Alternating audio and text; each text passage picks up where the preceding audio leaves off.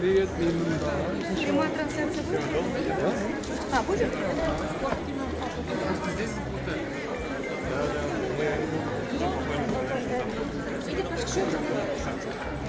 Идем. Прямо в дверей ходят.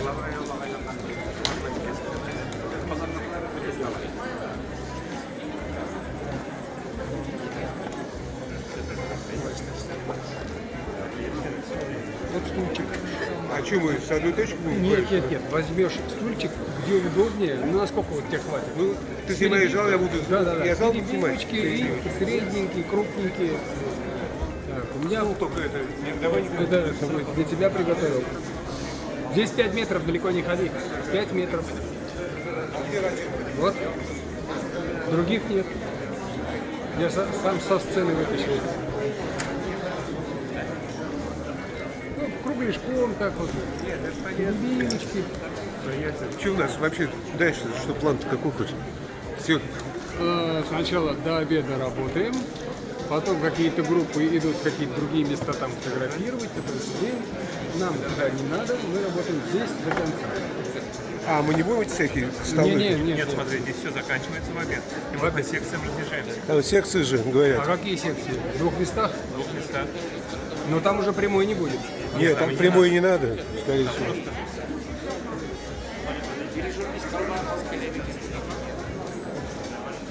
Ну, будет.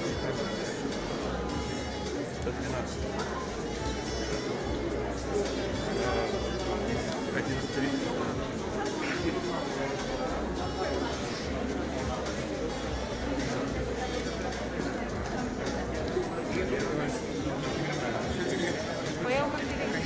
Да? А зачем тебе такой длинный шнур? Дай мне... А, у тебя там это... Это лучше. Прямая трансляция. Есть. Я же не сказал, есть. Ты не сказал ты, а надо секретарю сказать. Она сказала ей сообщить.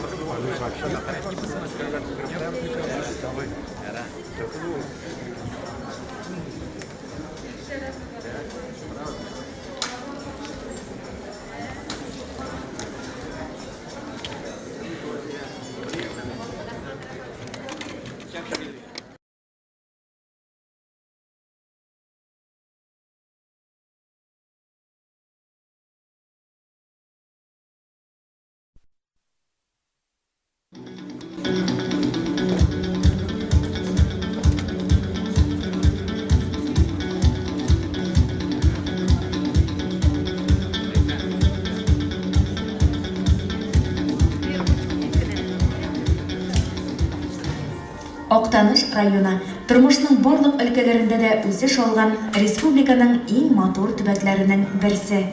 Татарның керсез күңеле, борынгы йолалары, күркәм гадәтләре тупланган изге җир ул Актаныш. Күз күрүмә җитмәс басулар, хәтфә кырлар, шау-чәчәккә күмелгән бакчалар, төзек йортлар, матур урамнар — бу да Актаныш. Туган якка булган мәхәббәтне саклап, районның дәрәҗәсен күтәрүгә йөз тоткан тырыш уңган халык яши биредә. Татарская АССР.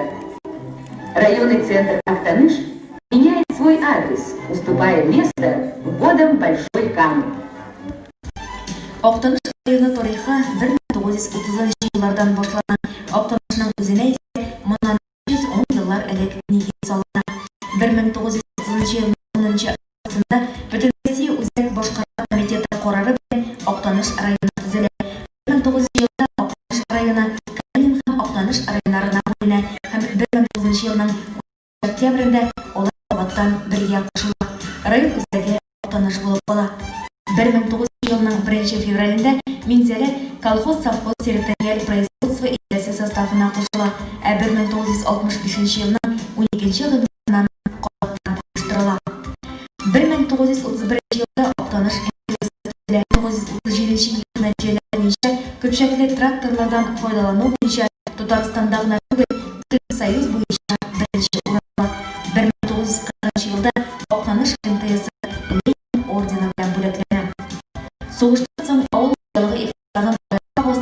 бик авыр шартлар һәм озакка сузылган 1940 елның 20-сендә башланган Бөек Ватан сугышына 20,380 юлдашыбыз килә.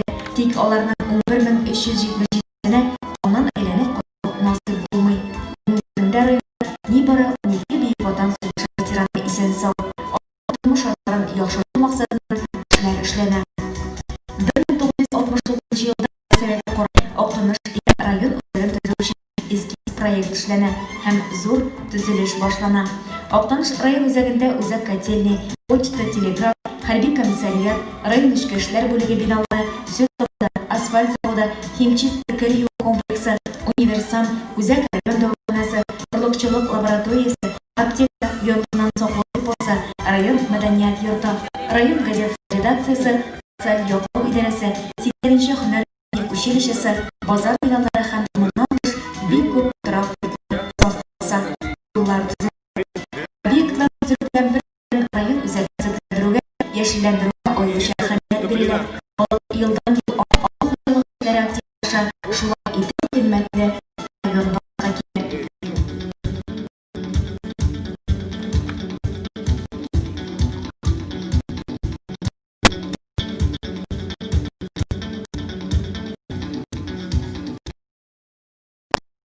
Бүген ул 203,400 квадрат километр мәйдан, 87 авыл, 26 авыл җирлеге һәм 29 меңнән артык халык. Районда алып барылган өстенлекле эшләрнең берсе яшәү өчен уңайлы шартлар тудыру. Районда социаль-икътисади мәдәни яктан да авыллар белән тоташтырыла. Бар авыл җирләрендә дә мәдәни спорт кырылыкка бара, йортлар төзелә. 2000 елда Актаныш һәм Илеш районнары арасындагы Сөн елгасы аша күпер тантаналы төстә ачыла. Әлеге чара ике сәләтле дәүләт, Татарстан һәм Башкортстан арасындагы дуслык күпкә уела. Районның киләчәк үсеше белемле кадрларда, заманча технологияләрдән киң һәм иркен файдалана ала торган әзерләү бурычы мәгълүм. Бүгенге көндә районда 38 белем бирү учреждениесе эшли. Алардан 2 бала аймала. Аларның 12-се башлангыч, 2 башлангыч мәктәп балалар бакчалары, 20 төп, 8 урта, 1-се мектәпләре шикелле балалар бакчасы гамәлдә.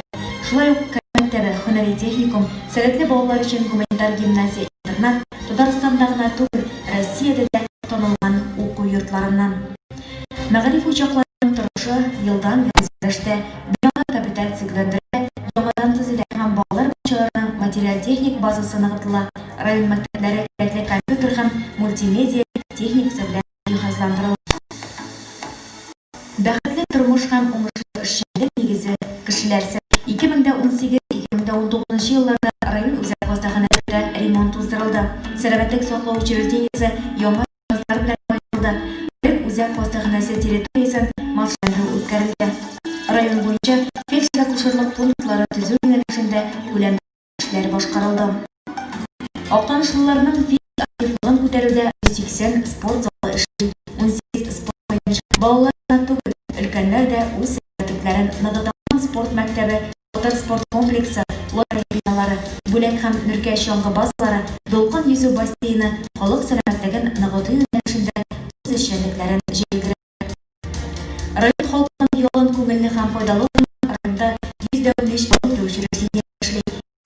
Авыл мәдәният йорты, 33 авыл клубы, Әлфия Абзалова исемендәге район мәдәният йорты, яшьлек 32 китапханә, район үзәк һәм балалар китапханәсе, балалар сәнгать мәктәбе һәм аны бүлекчәсе бар. Актаныш районы туган якын өйрәнү музее эшли. Татарстан Республикасының дәүләт җир һәм су аңа җирлегебез авыллыгы 15 тиҗарәт халык исеменә ия.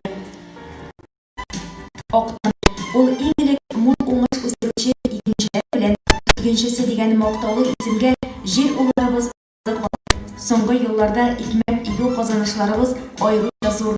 Бәрәкәтле туфракта егәр җыеп, районыбыз игенчеләре мул уңыш үстерүгә ирешеп, республикабыз күләмендә иң бик үрләрне ялгауга иреште.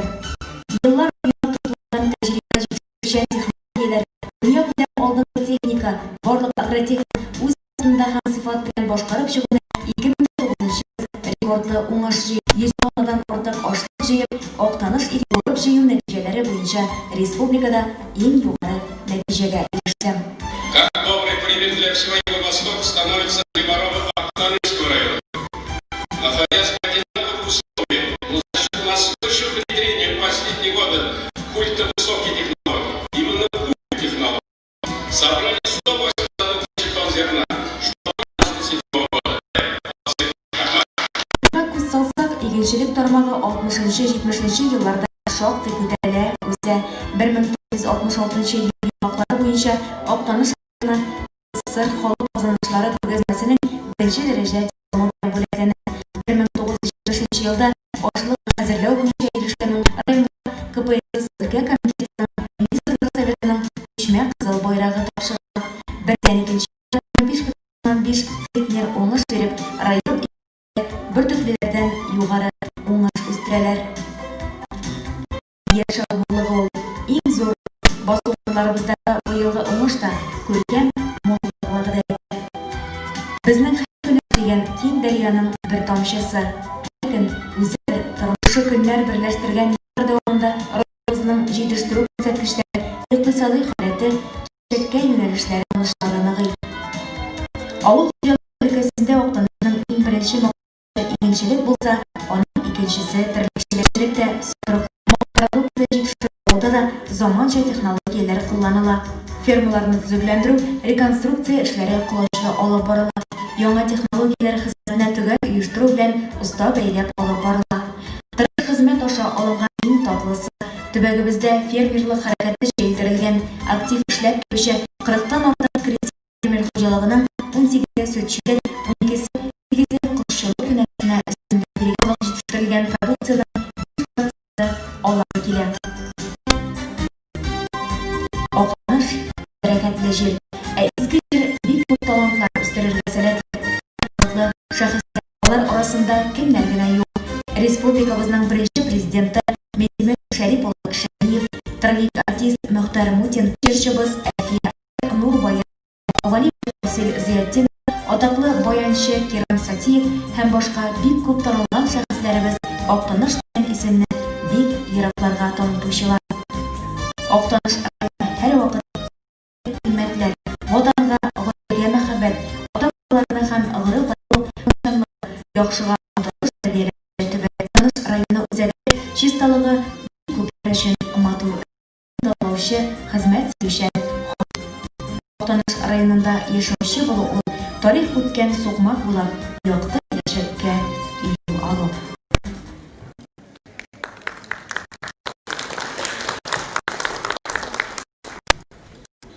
Хәерле исәнмесез хөрмәтле иптәшләр, кадерле кунаклар, райондашлар.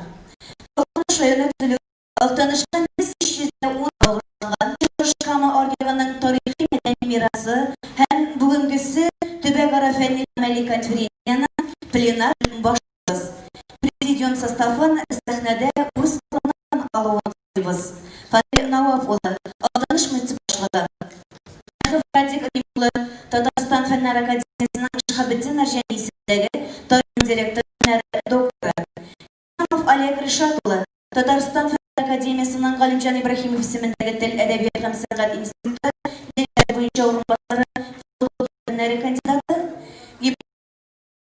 фәннәр академиясының институтының халыкара хезмәт белән элемтәләр буенча директор урынбасары, милли мәгариф тарихы һәм теориясе үзәге педагогия фәннәре кандидаты, Султанова Рауза кызы, Татарстан фәннәр академиясының Галимҗан Ибраһимов исемендәге тел, әдәбият һәм сәнгать декоратив бүлеге мөдире, докторы һәм Бөркет Әхмәтҗан улы, тарих фәннәре кандидаты, доцент, танылган археолог. Рәхим итегез.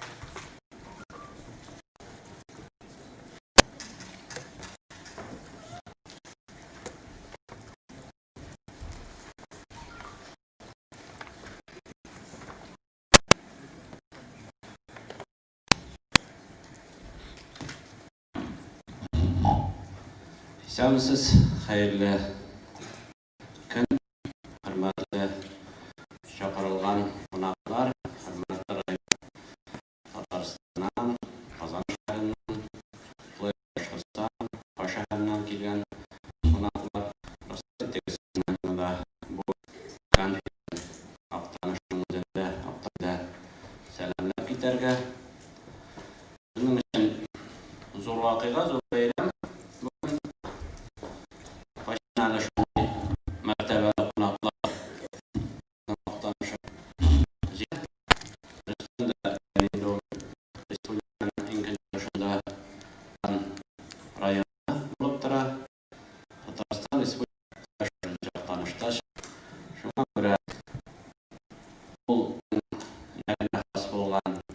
Yönelişte işini alып барган, хезмәт куйган.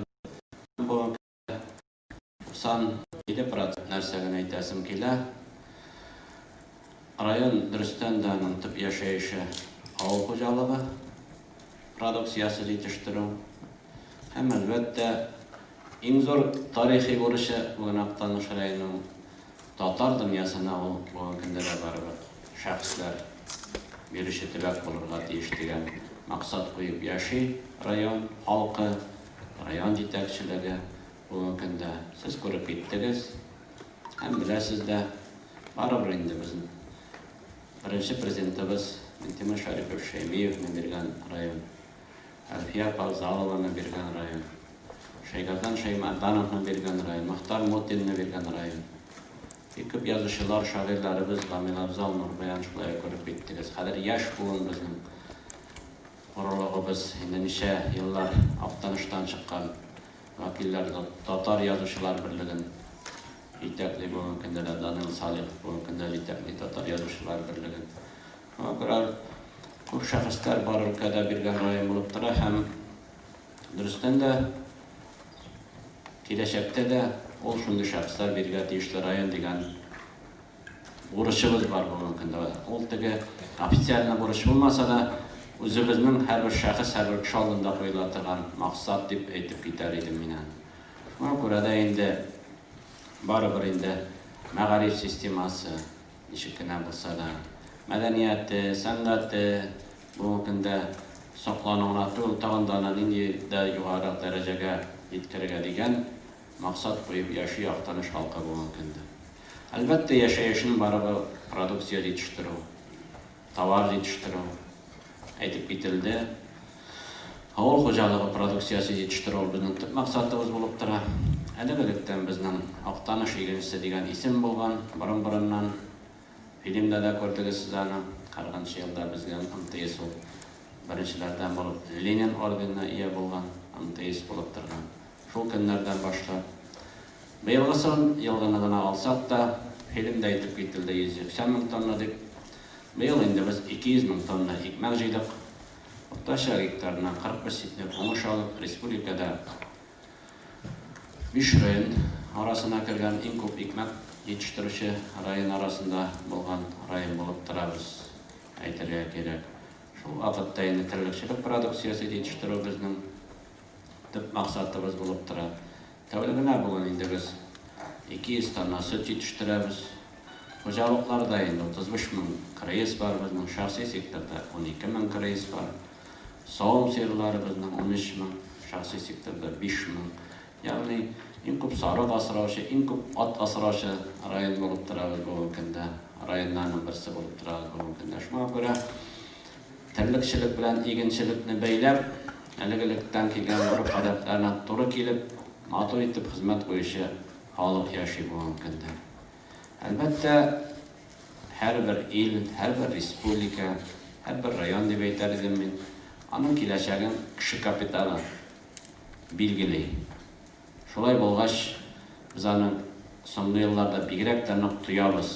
Ни дәрәҗәдә технологик революцияның нәтиҗәләре илләргә кереп барганын, әлбәттә бөтен илләр арасында кеше капиталы өчен ничек көрәш барганын, аның нигезендә бар мәгариф системасы ята, безнең балаларыбыз ята.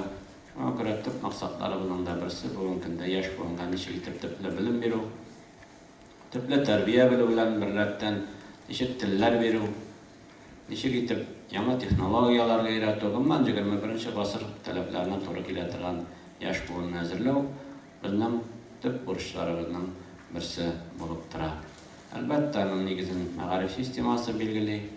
Шул вакытта инде безнең база мәктәпләре бүгенге көндә җиде. Матур гына әйтеп, муниципаль мәгариф белү системасын эшләп бетереп киләбез бүгенге көндә. Сәләтле балалар өчен гуманитар гимназия инде быел менән 10 ел була аның оешканында. Рәхмәт президентыбыз Рөстәм Нургали улы Миннехановка. Аның әмере белән бу 2011 елда барлыкка килгән мәктәп. Күбегез инде аның белән таныш. Менә соңгы хәбәр инде Алла бирсә, быел без анда яңа здание салабыз. Күптән түгел әле хәл ителде. Минтимер Шарипович Шәймиев ярдәме белән президентыбыз Рөстәм Миннеханов ярдәме белән шу көннәрдә без анда 462 урынга яңа мәктәп бинасы сала башлыйбыз. Гимназия белән тулысынча яңа бинага күчә. Һәм инде республика авыз киңәшмәсе быел Актаныш районында үтә. Авыз айында бу мәктәп инде безнең файдалануга тапшырырга тиеш булып тора. Шуңа күрә безнең өчен ул шулай бик зур вакыйга. Күрше районнардан да бирде катнаша безнең мәгариф бүлеге җитәкчеләре. Шул акта делегациялар катнаша. Моңа кадәр да безнең бу гимназиядә күршеләребездән, Башкортстаннан, Оренбургтан балалар укый иде. Алла бирсә, киләчәктә тагы да зур мөмкинлекләр булачак бу мәктәптә белем алырга, тәрбия алырга. Чакырып калабыз сезне, шулай бу мәктәпкә әйтергә кирәк. Инде матур итеп барыбер без максатыбыз үзебезнең туган телебездә балалар бакчаларыннан башлап, башлангыч белем, орта белем бирү һәм махсус орта белем бирү. Шушы линияны без тормышка ашырырга дибез. Ресурс үзе буларак Актаныш технология техникумы матур гына үзенең дәрәҗәсен үскәннән үстереп бара. Бүген анда 400-дән артык безнең студент белем ала. Бүген улның 4 югары уку йорты белән килешүе бар. Ягъни балаларыбыз беренчедән белем һөнәр ала, икенчедән инде туры алар югары уку йортларының 3нче курсына барып укуларын дәвам итәләр. Узган ел инде 8 балабыз, быел 12 балабыз Казан аграр университетына укырга керде. 3 белгечлек буенча без анда әзерләйбез халыкара стандартлар нигезендә. Алга таба тагын 2 белгечлекне әзерләйбез. 5 белгечлек буенча халыкара стандартлар нигезендә без анда әзерләргә планлаштырабыз. Белем биргә, профессия биргә планлаштырабыз. Һәм шу көннәрдә тагын Казан инновацион университеты белән килешүгә кул куелды. Тимирязева Асия Витальевна белән Power кандидатларны да без югары дәрәҗәдә, югары белем бирерлек дәрәҗәдә үзебездә әзерли башлаячакбыз. Шуңа күрә бу безнең төп юнәлешләребезнең берсе булып тора. Актаныш коррекцион мәктәбе, Актаныш кадет мәктәбе үзләрен шулай ук матур итеп республика мәктәпләре арасында үзләрен күрсәтеп киләләр. Икенче зур бурычыбыз, максатыбыз 21 елга Алла бирсә, Актанышта инде зур горурлыгыбыз булып тора безнең Агыйдел дәүләт җыр һәм бию ансамбле. Һәм быел тоже бурычыбыз максат итеп куябыз. Актанышта дәүләт театры ачуны. Бүген Актанышта инде безнең 50-дән артык театр эшләп килә. 10 халык театры бар, 1 муниципаль театр бар. Әле күптән түгел Киров авылының халык театры Идел-Йорт фестивалендә гран-при алу дәрәҗәсенә иреште. Иске Кырмаш коллектив Актанышның үзенең халык театры инде бу дәрәҗәгә ирешкәннәр иде. Тоже безнең өчен зур горурлык, зур дәрәҗә. Шуңа күрә президентыбыз Рөстәм Миннеханов тарафыннан да бу мәсьәләне эшләп бетергә дигән әмер бирелде. Әгәр дә ул максатка да ирешәсәк, ул безнең өчен зур тарихи вакыйга булыр иде. Чөнки шушындый авыл районында 2 дәүләт учреждениесе булу, дәүләт җыр һәм бию ансамбле, дәүләт театры булса, ул күрелмәгән вакыйга булыр иде дип әйтәбез бер. Актаныш халкының моңа хукукы бар дип әйтер идем мин. Үзенең эшләнеше белән дә, биргән шәхесләре белән дә, берсен әйткәндә, шуңа күрә без ышанабыз, бу максатта безнең тормышка ашыр дип. Шуңа күрә инде хөрмәтле кунаклар, әле безнең бу программа 2 көн дәвамында дәвам итәчәк. Бүген инде безнең пленар утырыш, аннан соң инде безнең Абет ашағаннан соң секцияларда безнең сөйләшүләр дәвам итәчәк. Иртәгә дә безнең программа бар. Агайда дәүләт био ансамбльнең без чыгышларын карабыз сезнең белән. Шулай гуманитар гимназияның эшчәнлеге белән тагын бер кабат Актаныш музее, шулай ук беренче президентыбыз Тимур Шәймиевның музейында Абайда кунакта дигән паркта без сезнең белән карарга планлаштырабыз. Мен толы эчтәлекле очрашулар без көтеп калабыз сезнең белән. Инде соңыннан да әйтәләр, мин барыбер башта әйтеп китәсем килә. Узган ел инде без Актаныш районының 90 еллыгын билгеләп үттек. Актанышның үзенең төзелүенә 310 еллыкны билгеләп үттек. Бик зур рәхмәт Татарстан Фәннәр Академиясына, аның җитәкчесе Максим Халимовичка, Салаховка. Менә бүгенге көндә дә Татарстан Фәннәр Академиясына нинди дәрәҗәле кунаклар, мәртәбәле кунаклар безнең конференциядә катнаша. Катнашу гына түгел, алар бу конференцияны оештыручы да булып торалар. Шуңа күрә алар белән берлектә без киләчәктә дә шушы юнәлештә эшчәнлегебезне алып барырга планлаштырабыз. Юбилей кыссаларында бик күп чаралар үткәрелде. Шуларның иң зурысыннан берсе әлбәттә беренче президентыбыз Тимур Шәрипович Шәймиевка хезмәт героена, аның туган җирлегендә һәйкәл куелды, бюст асылды. Актаныш районында инде беренче халык җырчысы Альфия Абзалова музей ачылган иде гуманитар гимназия базасында ел башында. Менә беренче һәйкәл аңа куелды. Альфия Абзалова бу безнең мәдәният учагында Альфия Абзалова исемен йөртә. Шул вакытта һәрбер авылның тарихы, аның шәхесләре турында җыентыклар чыгарылды. Мөхәммәд Мирзаев Ибрагимов җитәкчелегендә Актанышның бөтен шәхесләре, язучы, шагыйрьләр үсеп килүче һәм элекке булган бик зур китап чыгарылды, бик зур вакыйга. Гомумән максат бу юбилей елының барыбер без үзебезнең тарихыбызны белергә тиеш, авылларыбызның тарихын белергә тиеш, һәм балаларны ел язма итеп, иң мөһиме үсеп килүче яшь буынга биреп калдырырга тиешбез. Төп максаты шул. Шуңа күрә менә бу конференциядә шушы юбилей елының чараларының дәвамы булып тора. Әйтергә кирәк, кайчаннар бит Актанышта 151 авыл булган. 9 Мари авылы, 7 Рус авылы, бүгенге 87 авыл. Безнең буыннарның күбесен шул хәтерләмим. Яшь буынга булар бөтенесе дә кызыклы, бөтенесе дә кирәк, чөнки алар һәрберсе үзенең каян чыкканын, әтиләренең, әниләренең, бабаларының каян икәнен белергә тиешләр. Шуңа күрә нашы юнәлештә дә без эшебезне дәвам итәчәкбез. Шуңа күрә теләр идем бик матур итеп шушы 2 көн эчендә безнең конференцияның үтүен матур итеп эчтәлекле чыгышлар көтеп калабыз сездән. Аралашу, үз аралашу, фикерләшү җанлы төстә алып барылыр дигән тулы ышанышта калабыз. Рөхсәт итегез бүгенге конференцияның эшен башлап җибәрергә. Беренче итеп инде мин сүзне Ибадуллин Марат Мингали улына бирәсем килә. Фәннәр кандидаты, Татар тарих институты директоры урынбасары. Зур рәхмәт, хөрмәтле коллегалар, кадерле кунаклар. Рөхсәт итегез котлау өчен сүзне тарих институты директоры Салихов Радик Римовичка бирергә рәхмәт итегез.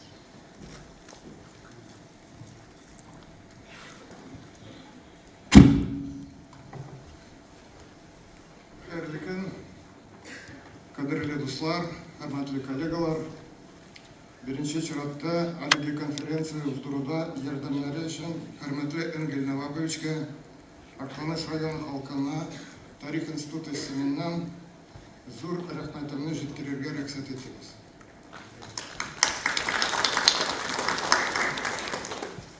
Актаныш халкы үзенең бай тарихлы районы белән горурлана. Чынлап та, бу урыннар гасырлар дәвамында бөек төрки татар дәүләтләре җирләре булган. Бу хуннар дәүләте, Төрки ханлык, Идел болгары, Алтын Урда һәм Казан ханлыгы. Соңрак әлегә татарлары башка халыклар белән бергәләп Россия дәүләтчелеген ныгыту һәм аны саклауга зур өлеш керткәннәр. Актаныш җирендә татар халкының үзенчәлекле мәдәнияте барлыкка килгән. милли магариф үсеш алган. Авыл хуҗалыгы, сауда һәм хәнәшәлек чәчәк аткан. Мәгълүм ки, Актаныш районы бик күп атаклы шәхесләрнең газиз ватаны. Алар арасында республикабызның беренче президенты Ментерев Шарип улы Шаймиев. Аның исеме дөнья тарихына, Россия һәм халкыбыз тарихына алтын хәрефләр белән язылган. Актаныш районы, Көнчыгыш Татарстанның башка районнары кебек, татар халкы тарихы һәм мәдәниятенең иң мөһим үзәкләреннән берсе булып тора. Күптән түгел кабул ителгән татар гамәл стратегиясендә әйтелгән, дәүләтебез һәм халкыбыз тарихын аңлау һәм аны объектив бәя бирү өчен иң башта гаилә, нәсел, авыл, район, шәһәр тарихларын өйрәнергә кирәк. Бары тик шулай гына милли урынны саклап калырга мөмкин. Бүгенге конференция тарихи дөреслекне торгызуда мөһим бер адым булыр дип ышанам. Ул халкыбыз белән горурлану хисен тагын да артырырга булышыр. Киләчәк перспективаларны билгеләргә ярдәм итәр дип уйлыйм. Уртак эшебездә барыбызга уңышлар телим. Игътибарыгыз өчен зур рәхмәт. Шуннан да безнең институтның Актаныш районы белән Эңгелнавапыч белән уртак хезмәттәшлек, уртак эшләр инде берничә ел дәвамында бара, һәм уңышлы бара. Һәм менә шул берничә ел дәвамында эшләнгән зур эшләргә рәхмәт йөзеннән без хөрмәтле Эңгелнавапычка тарих институтының рәхмәт мактау грамотасын бирмәкче идек.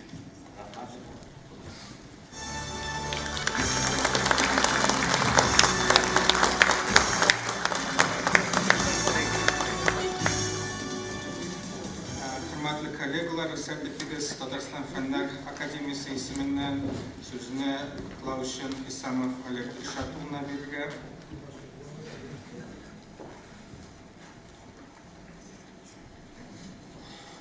Хәерле көн, хөрмәтле Эңгелнавапыч, хөрмәтле якташлар, актанышлар, коллегалар, килгән кунаклар. Эңгелнавапыч сезне һәм барлык актанышларны Татарстан Фәннәр Академиясе һәм аның шәхсән аның президенты Салахов Мәгъзум Халимулла улы исеменнән шын күңелдән тәбрик итәргә. Актаныш бистәсенә 310, районына 90 ел дип әйтсәк тә, ул инде бераздан шартлы саннар, чөнки без беләбез, Актаныш төбәге күпкә борынгырак, күпкә байрак, аның тарихы кирәк тә торган иде. Шунысы куандыра, Актанышның бүгенге көне дә шатландыра. Актанышлар алар терлекчелек, игенчелек өлкәсендә генә түгел, алар яшәешнең башка өлкәләрендә дә сынатмыйлар, беренче урыннарда баралар. Шын күңелдән шатландык. Яңа гына булган Идел-йорт театр конкурсында Кировларның беренче урынга гран-при алуларына шын күңелдән аларны да тәбрик итәбез. Якташларым, сезгә дә кайнар сәлам. Шулай ук барлык якташларга, сезгә барыгызга да сәламәтлек, иҗади уңышлар, үзегезнең талантыгызны, сәләтегезне югалтмагызны телибез. Актаныш районы бүгенге көндә ул иң беренче чиратта тагын безнең милли кадрлар әзерләү үзәге дип әйтер идем мин аны. Менә бу бүгенге көндә эшләп торган сәләтле балалар гимназиясе һәм менә яңа гына әйтеп киткән Эңгелнавапыч әйтеп киткән шатлыклы хәбәр, яңа бина төзү, бу инде тагын да шушы әйберне асытырган материал, шушы хәбәр дип әйтик инде. Шын күңелдән барыгызны тәбрик итәм. Бу котлауларга безнең тагын Галимҗан Ибраһим исемендәге институт коллективы хезмәткәрләре, аларның бер яртысы бүген монда утыра, икенче яртысы Zoom артында катнаша.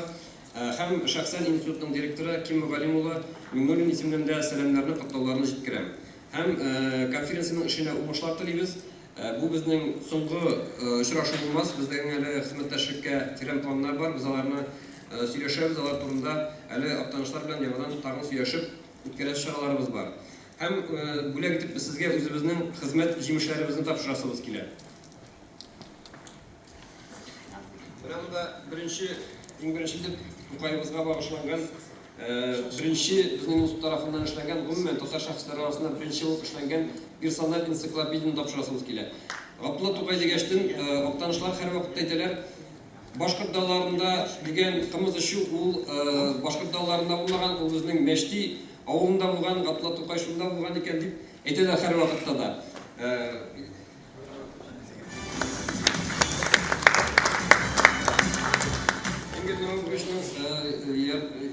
Министрлыкка килгәннән соң Эңгелнавапыч әйтә, Ялидә милли мәгариф белән шөгыльләнә торган бүлек булырга тиеш. дейтіп бізді мәжбүр еттіріп шындай бүлік түзітті ол. Бүлігіміз бүгінгі күнде енді бик уңышлы эшләп килә һәм без беренче хезмәт җимешләребезне күреп шатланабыз. Безнең өр-яңа татар балалары өчен туган тел дәреслеген эшләп чыгарлык 4 класс өчен һәм бүген инде аның 5-нче, 6-нчы, 7-нче класслар өчен дә эшләнеп бетте. Буларны да тапшырасым килә.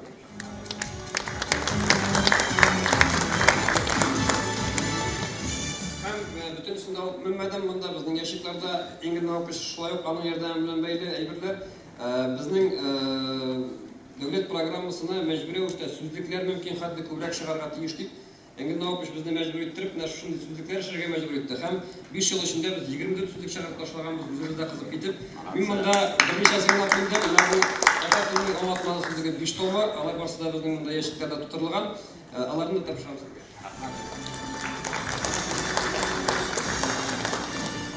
Tagın bir güneyber, bizning endi Aptanışның юбилей уңайынан айрым bir бүлек әзерләдек. Бу Aptanышка багышланган китап, Aptanış милли мәдәни мирасыбыз, Aptanış дигән китап әзерләдек. Ул китап безнең әзерләнеп бетте һәм шушы көннәрдә дөнья күрергә тиеш. Без инде аны айрым алып кайтып, монда сезгә презентацияләү бәхетенә ирешергә насыйп булды дип ышанып калабыз. Рәхмәт сезгә.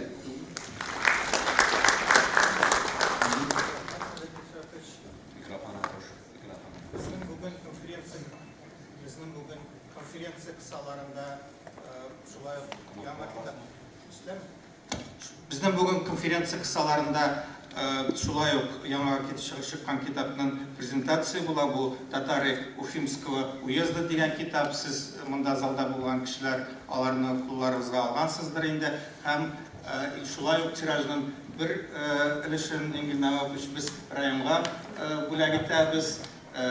İnşallah bütün sizin авылларда bu kitap bulur дип ышанабыз. Чөнки анда нәкъ сезнең авылларның тарихы бирелгән. Һәм шулай ук безнең тагын bir бүләгебез бар. Ул инде безнең институтның фундаменталь хезмәте 7 томлы татар тарихы.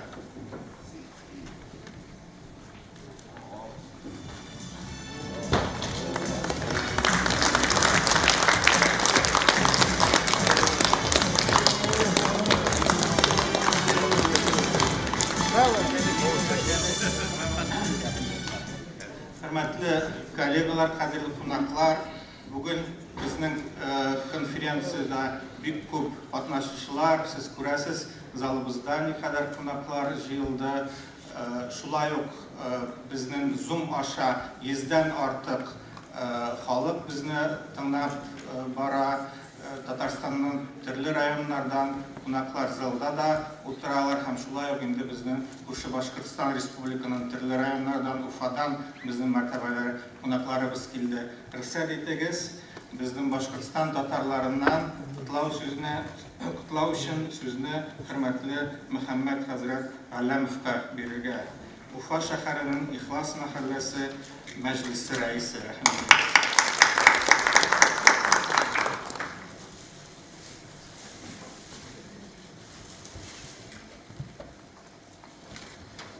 Bismillahirrahmanirrahim.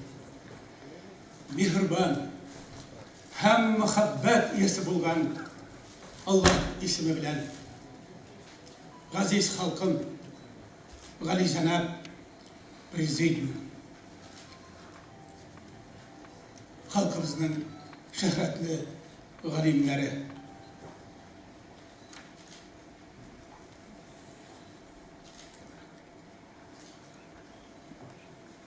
şöhretli İslam galimlerimiz bizge şularını beyan etti.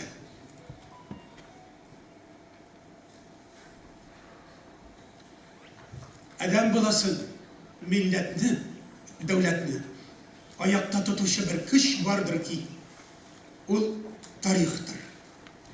Tarihine ne kadar yaxşı bilsen, şul kadar ilahiyatçı bulursun, şul kadar, şul derecede kadir hürmetin, şerefin bulur bu dünyada deyip bizlerge nasihat ederler. Ayy, bu hakikat. Men sizlerge ulug' vatanimiz Rusiyaning milliy ham мәдәни мәркәзе булган Башкортстаныбыздан һәм безләргә татар халкына муен тамырларыбыз кебек якын башкорт халкыннан да сәламнар алып килдем. Татарстан бүген җиреңне үбеп дидек дугалар гәүһәри һәм даһи булсын дип сәнәләр җәүһәри.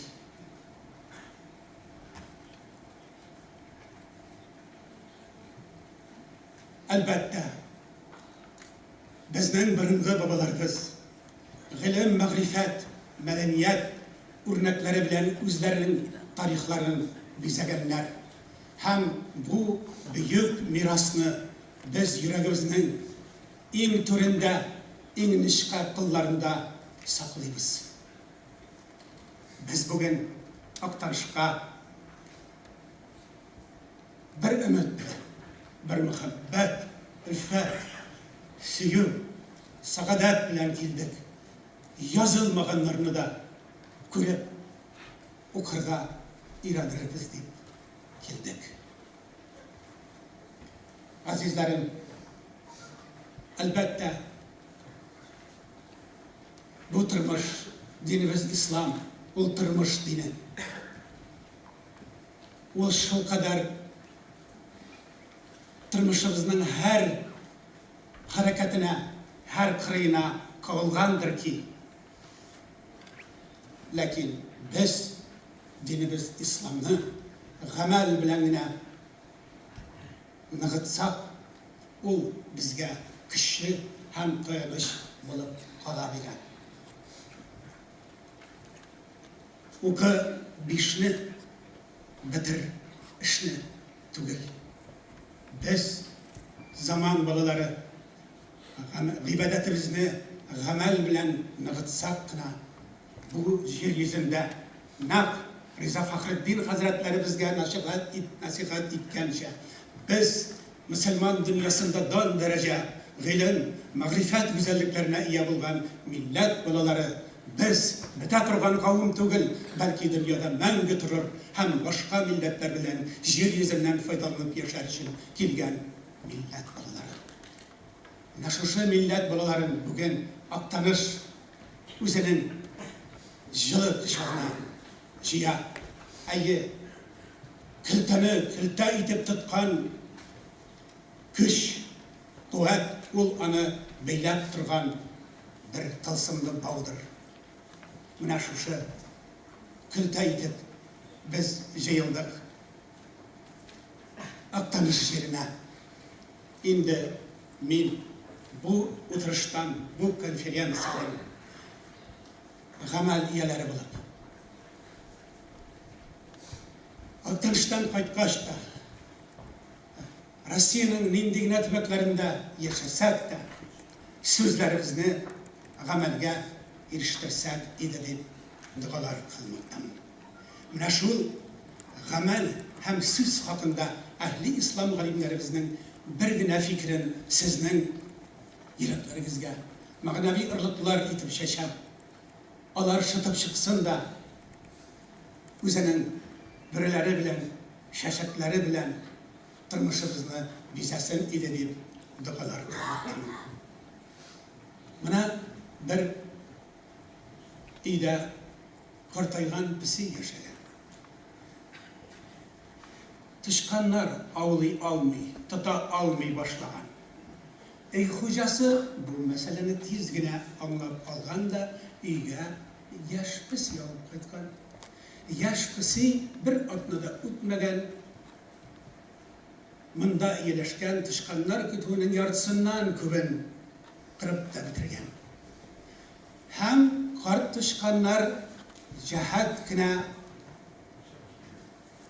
утырыш үткәргәннәр. Бу куркыныштан ничек котылырга, араларындагы иң акыллы, иң олы тышкан миндә бик матур бер фикер бар. Бу яшь песинең муенына кыңгырау элергә кирәк. Песи кымшанган сайын безгә куркыныч килү хакында хабар киләчәк кыңгырау тавышы белән дигән. Барысы да бу көчле фикер, соклангыч идея дип шәйлдашканнар. Һәм бу Олы Тышканның үзенә үк песейнең муенына кыңгырау илергә тәкъдим иткәннәр. Юк инде. Кем сезгә бу фикерне әйтте? Бу бит минем идея. Тышканны арабызда иң олы гәүдәле куярга тиеш дип әйтә сала. Олы гәүдәле Тышкан юк, бу гаделсезлек. Мин олы гәүдәле булсам да, песей белән чагыштырганда мин бик кичкенә. Песейнең муенына кыңгырауны иң җитез булганыбыз таксын. Һәм бөтенесе дә иң җитез Тышканга борылалар. Ул да юк, бу гаделсезлек. Мин җитез булсам да, песей белән чагыштырганда бик әкрен йөгерәм. Әйдәгез бу эшне арабыздагы иң кыю Тышканга тапшырыйк, диләр. Барысы да иң кыю Тышканга борылалар. Һәм иң кыю Тышкан әйтә, әйе, мин әлбәттә бик кыю, ләкин мин бит ахмак түгел. Бу бит үз-үзеңне үтерү. Мин бу эшне башкармыйм дип баш тартты. Менә шулай бер артлы Тышканнар баш тарттылар. Ә инде яшь песей тагы да бер атнадан Тышканнарның бөтенесен дә кырып бетерде. Бу риваяттан шундый бер дәрес алабыз, кардәшләр. Әгәр дә безнең фикерләребез, максатларыбыз менә сүздә генә калса, әгәр дә без аны гамәлгә ашыра алмасак, аның азагы үкенеч, трагедия булып бетүе мөмкин. Мин халкыма сезләргә зирәк зиһен, камил акыл, тулы иман белән улуг ватаныбыз Русия ва җәннәт кебек мәмләкәтләребез, Татарстан, Башкортстан күкләрендә бәхет кояшыбыз, җиһан кочагында именлек йолдызыбыз балкысын дип дуалар кылмактамын. Инде без кунакка килдек Актанышка. Кунакка бүләксез килү, ул тегермәнгә бодайсыз барган кебек диләр. Әйе, иң шәрәфле, иң зур бүләк, кардәшләр, гасырлар төпкеленнән килгән бер хакыйкать, ул китап, ул язма, чөнки ул мәңгелек. Бу борынга гарәп, грек, армяни халыкларында да шулай. Аллаһка шөкер, безнең татар, башкорт халкында да бу шулай. Хәзер безнең мәгънәви бүләкләребезне бөтен дөнья татарлары конгрессының Башкортстан вәкиллегенең җитәкчесе, Уфа Ихлас мәхәлләсенең имам хатибы, яшь галим Альфред Дәүләтшә, сезнең каршыгызда. Бисмиллахир-рахманир-рахим. Хөрмәтле Ингел Нуатулла, хөрмәтле Римулла, хөрмәтле конференциядә катнашучылар. Сезгә зур рәхмәт. Әлбәттә, без инде Башкортстаннан, Уфа шәһәреннән күп сәламнар җиткерәбез барчагызга да. Изге җомга көнегез мөбарәк булсын. Һәм инде бу конференциянең һәм бу сезнең гамәлләрегезнең һәм уртак безнең гамәлләребез хәерле булсын. Зур рәхмәт сезгә. Һәм әлбәттә инде мәгънәви бүләгебез быел 2020 елның инде хезмәте, Ихлас мәхәлләбезнең хезмәте, ул Ихлас Шәриф журналының матбугатының 10-нчы саны Ингел Нуатулла сезгә.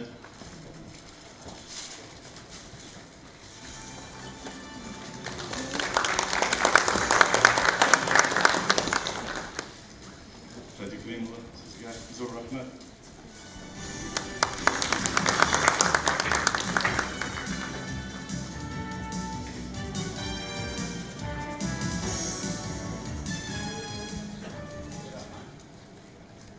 Алла рәхмәт ясын. Хәзер инде котлау өчен сүзне бөтен дөнья татар конгрессы исеменнән Бөрханов Альберт Әхмәтҗан улына бирергә. hürmetli cemaat, hürmetli milletvekiller, hürmetli Engel Naoviç, hürmetli tanışlar, hem bunda kelgen Pakistan'ın hem Tataristan'ın tübeklerinin, rayonlarından kelgen okutuvchilar, muzey hizmetkarları, tübekçiler, galimler, her birisinde bütün Dünya Tatar Kongresi'nin yetakçileri Vasil Gayaz Ulu Şakraziyev'den, Danis Panis Şakirev'den hem başka bizim yetakçiler hem kolektif isimden sizge bir zor selam kazandan. Benim şu günlerde bizim Künçüküz Tatarstan'da yürügenim. Geçen ağzından kayda buldum, ağzından kayda bunda girip düştüm. Nerse etip giderek gerek. 2020 yıl bir katlalı olasız bilasız. Bu konferansa turda meneler 18 yıldan beri turlanayım, özürlerine var iyi. Lakin turmuş özgertti, bunda objektivnik, subjektivnik faktörler arasında bu konferansa biraz uzun takitti. Lakin çok mıhalı yıllar bu neticeli konferansa bulurga tiyiştik yaşanan, şolay bulurdu da ulayım. Siz bilasiz 2020 yılda bizden indi Tatarstan'ın 100 yıllığı, Aktanış'ın 90 yıllığı, hem başka rayonlarında yubileyleri bu uzip gitti. Hem 75 yıllık Büyük Vatan Savaşı'nın. Bu yıl indi 2000 stratejiyanı biz indi Türk regionlarda öğrenip çıktık, halana basılıp da çıktı bana. Siz onu bilesiniz, tarih institutlar katlaştık, hem başka institutlarda, hem tübekçilerde, hem galimlerde. Önemli kitaplar basılgan, bugün hadi kelip gitmedi, alalım toratlarga teyişler. Ana hazır bu yazılan kağıtda dokumentini biz turmuşka yetkirge teydik. Bu dokumentine karaganda türlü yaptan tarih, avullar tarihi hem tübekçilerge de mında zor iktibar. Men bu üzerinden selamlarını bizden Dünya Tatar Kongresi isimden hem bütün Rusya boyunca tübekçiler, Tatar tübekçileri hem Respublika tübekçileri isimden etesim girer. Bizden son yıllarda ilk tarihte biz Tatarlar, Tatarstan'da bir avullarga itibar etmedik. Avul tarihi bizden bu fen dip tanılmadı. Lakin tüp tarih bizim Tatar'ın avulda yatar. Çünkü 16. asırdan beri Alekvasi regionlarda yeterek de bizim Tatar halkı avulda saklanıp kaldı. Onun tradisyası, onun teli ve örüp adetleri. Şul da o hazır, şul bara. Şunun için avulda yaşayacak kişiler, okutuvchilar, bibliotekalar, kitapxonada işlevchiler, muzey hizmetkarları, bir ilk neft taşlagan harbiy kişiler de pensiyaga chiqqach, avul tarihi ushchazalarini tuziy boshladilar. Bir qiziqsinib tarix. Hozir shoptigina kitaplar chiqadi. Mana 2015 yildan beri butun Dünya Tatar Kongresi ham bizning tübeklarda, Rossiyaning tübeklarında, Tatarstanda, Boshqirdistonda eng aktiv tübekchilar uyushmalari tuziy boshlandi. Bizning natijalarda ko'p. Biz yil sayin bir zo'r forumlar o'tkazib turamiz. Aytib ketasim kela konferensiyalarda bu yılda 2021 yılda zor planlar. 2019 yılda Engel Naoviç'ka zor rahmet etesim kela anın yardımında biz 2019 yılda Aktanış rayonunda 2 konferansiya. Bir senin tuğan yaplarında Minyar ham Şişme Ağlı'nda motor tipine Eylül'de 2019 yılda öldü motor günlerde. 2019 yılda biz zor tipinde bütün Rusya revişinde ek sabantörüm aldığından 3. konferansiya o'tkazdik.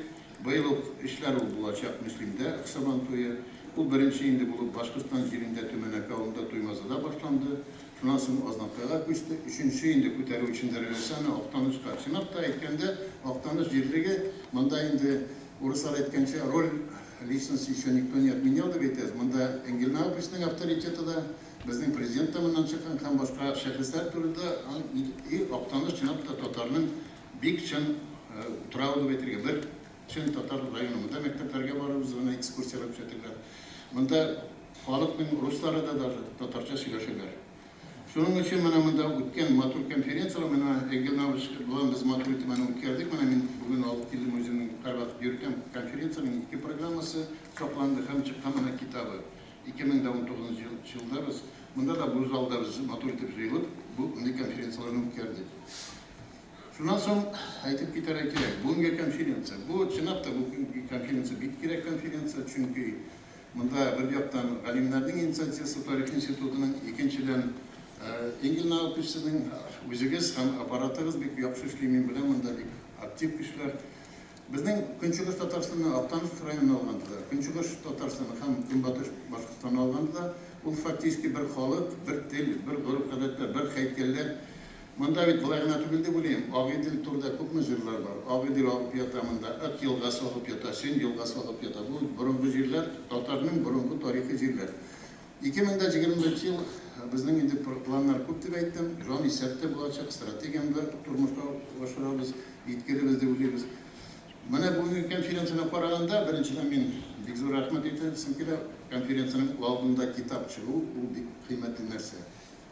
Вакытында чыгару китапның, чөнки я акча булмый, я башка проблемалар килеп чыга. Ул дөрес дип уйлыйм. Менә бүгенге мин карадым, китап чыккан, тезислар. Ул бик матур булды. Шуннан соң икенчесе әйтеп китәсем килә. Без былтыр Актан Азнакайда үткәргән конференция сентябрь аенда 19-22 һәм Төмәнәктә 2 этаплы конференция булды, анда да халык күп булды. Шул вакытта мин беренче булып ишеттем архив материаллары турында, Башкортстан төбәкчеләрендә. Аларның инициативасы менән алар Татарстанга мөрәҗәгать иттеләр, Рәхмәт тарих институтына аларга ярдәм итеп, мондый матур китап чыгардылар. Сез карасыз, беренче, өченче ревизия. Безнең беләсез, Башкортстан галимнәре телевидениеда бүтән җирдә соңгы ревизияларга таянып, тарих авылларның тарихын. Мин әле күптән түгел генә Благовар районына бер матур китап алдым. Анда бүтән ревизияның материаллары язылган. Безнең менә шундый материаллар булса, һәр авыл буенча, һәр авылның ревизиялар, чын материаллары. Беркем дә безне әйтмәс, монда кем яши, монда татар яши, анда сословиелар турында мин сүз әйтмим. Шуннан 2000 менә шул вакытта 2020 елда китап турында сүз чыкты. Менә бүген бу китапның дөньяга күрү. Беренчедән менә мин бүген әйтәсем килә. Ул авторларның кайсын китапта исеме куелмаган, кемдер материал туплаганнар, кемнәр акча биргәннәр, ярдәм иткәннәр. Ләкин тарих институтына бик зур рәхмәт әйтәсем килә. Бу эшне алга барып җиткерү, тормышка ул мондай беренче авторлары монда утыра, мин аларны беләм. Шуларның арасында Башкортстаннан килгән абыйлар, аларга бүген мастер-класслар булса, секцияларга яхшырак сүз биреп, чөнки бу алар үзләренең дәрәҗәсен, опытын укытучыларга, авылда яшәүче кешеләргә күрсәтергә тиеш дип уйлыйм. Быел инде 2021 елда безнең бөтен дөнья татар конгрессы һәм төбәкчеләр арасында хәрбитрәм күп сөйләмим. Безнең 20-гә якын төбәкчеләрнең чаралары планга кергән, шуның арасында 3 форум, без менә чакыра башлыйбыз һәрсезне, һәм конференциялар, районнарның юбилейлары Пензада, Себердә һәм башка төбәкләрдә. Шуның өчен без әле сезгә информация җибәрәбез. Мин бүгенге конференциягә килгән беренче кунаклар, беренчедән Башкортстаннар, алар һәрсен вакытта Мисырда да булдылар, Актанышта да килеп киттеләр, бик Татарстан белән Башкортстан бик аралашты, якын. Шуның өчен сезне һәрберегезне котлыйм, бу зур конференцияны. И фурсаттан файдаланып, Энгелнова почти сезгә беренче яңа китаплар тапшырасым килә. Беренчедән сезгә Азнакайда чыккан конференция, сезнең китапны чыгарды, сезнең белән беренче булып сез Аксаман пенсияны башкардыгыз, сезнең шуннан соң минем коллегалар сезгә биргән беренче китап. Bunun arasında ilk turunda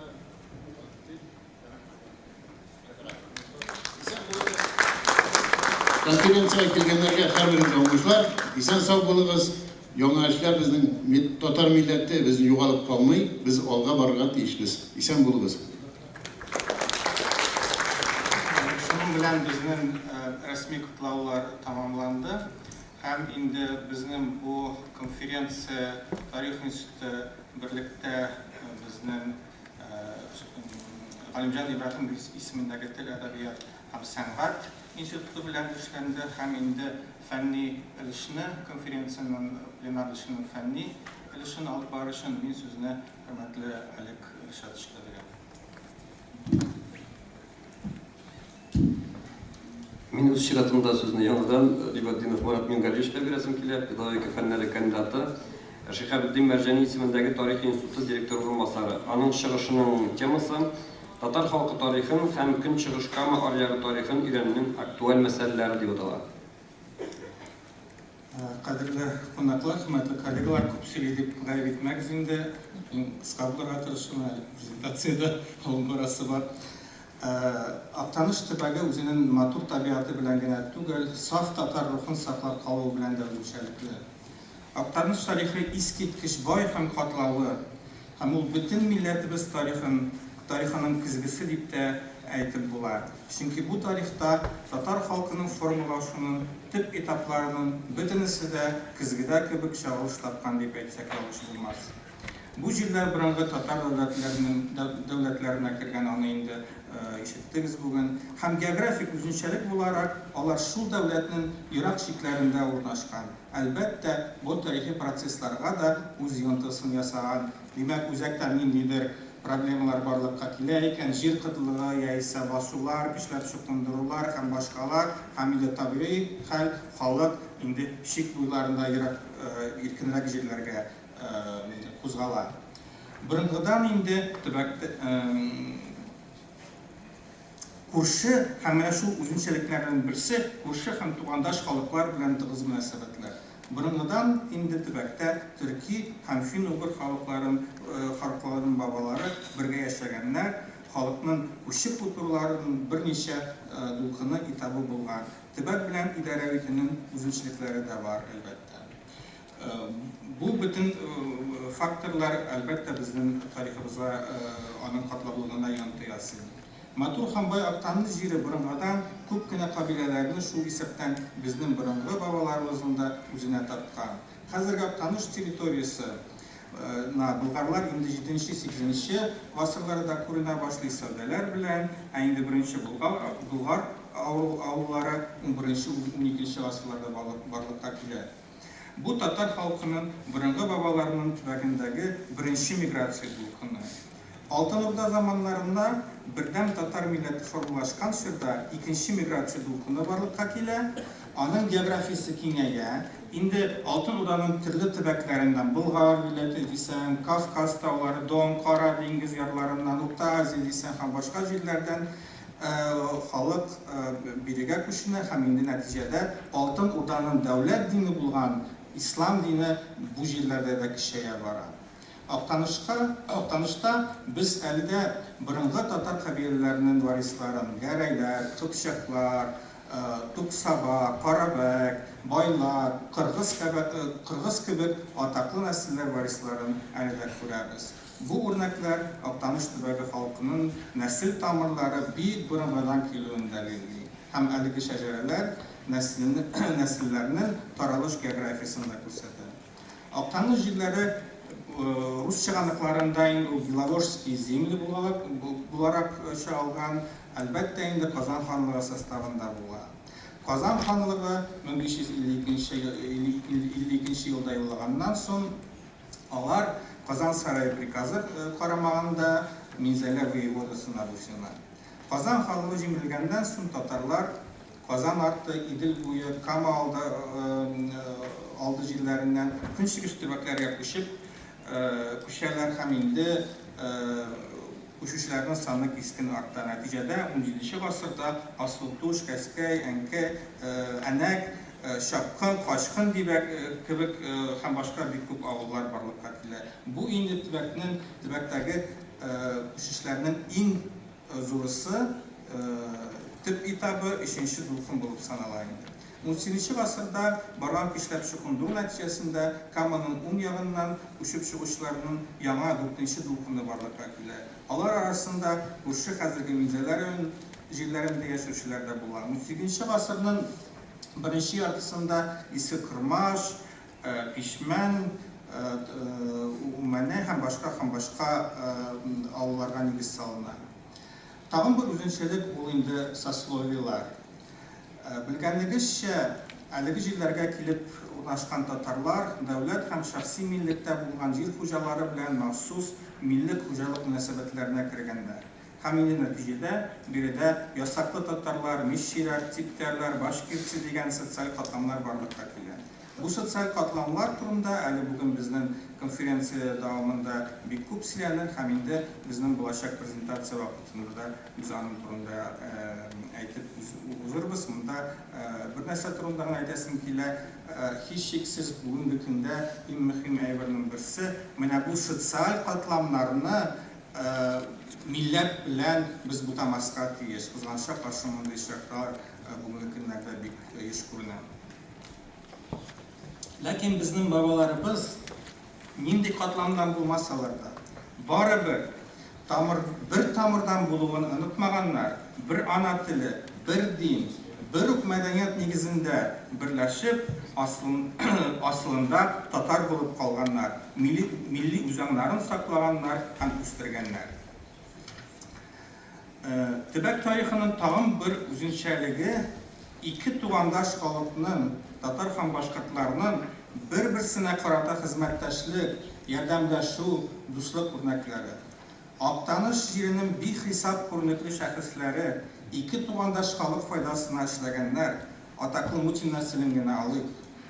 Гәрәй иязе башлыгы Тимер Мутиндан башлап, ул бит нәкъ үзе татар башкорт хокукларын яклап патша бикә Елизаветага петиция яза һәм инде халыкны яклау юлына җанын фида кыла 1759 елда. Бихисап татар мөгаллимнәре, имамнары, мөфтиләре тугандаш халыкларның мәгърифәтләрен, мәдәниятләрен үстерүдә дан казанганнар.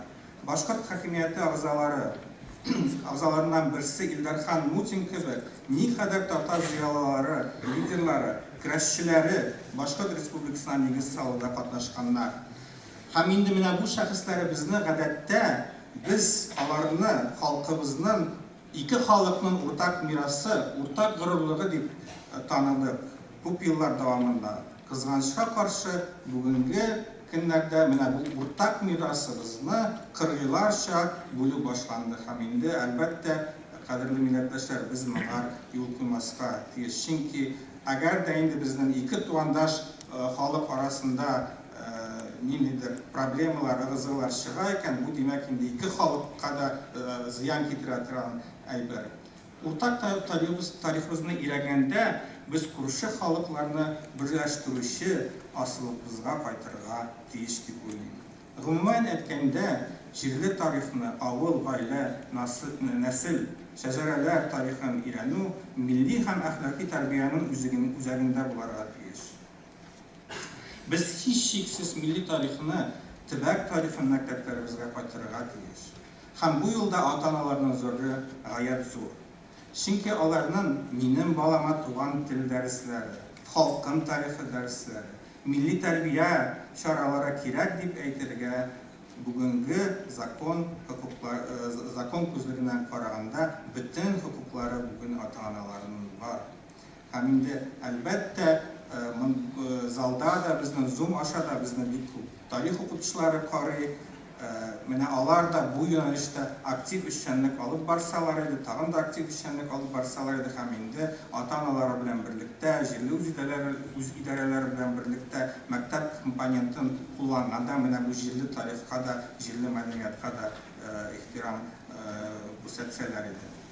Милли тарихны яшь буынга шулай ук музейлар, сәхнә аркылы таратырга да, популярлаштырырга мөмкин.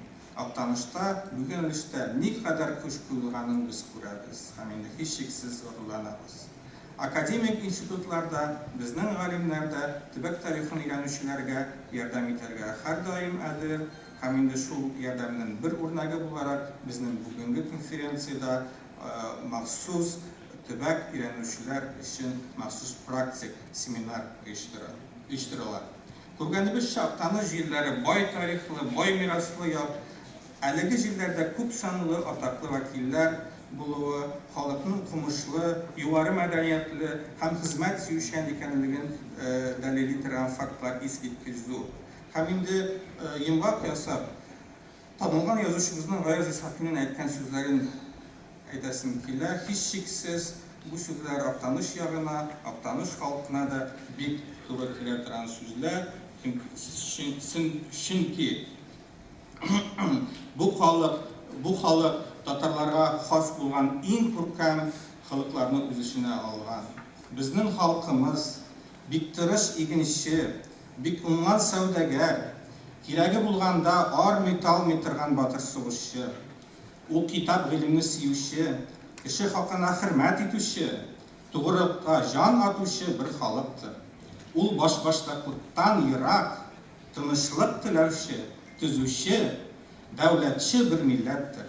Аның тарихы бик бай булган кебек, аның киләчәге дә бик өметледер. Bizden ilimiz yemli, suğumuz temli, halkımız canlıdır. İhtibarınız için rahmet.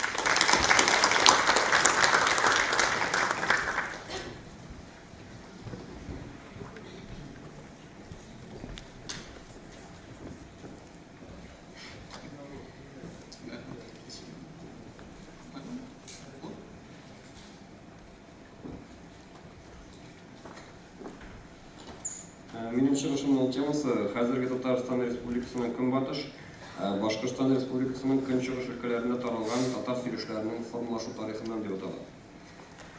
Татар тіл білімінің мұстақил тармақтарынан бірісі болған татар диалектология фәні өзінің бір ғасырға жақын болған өсіш дауамында башқа түркі тілдер белән чагыштырганда бик зур уңышларга иреште.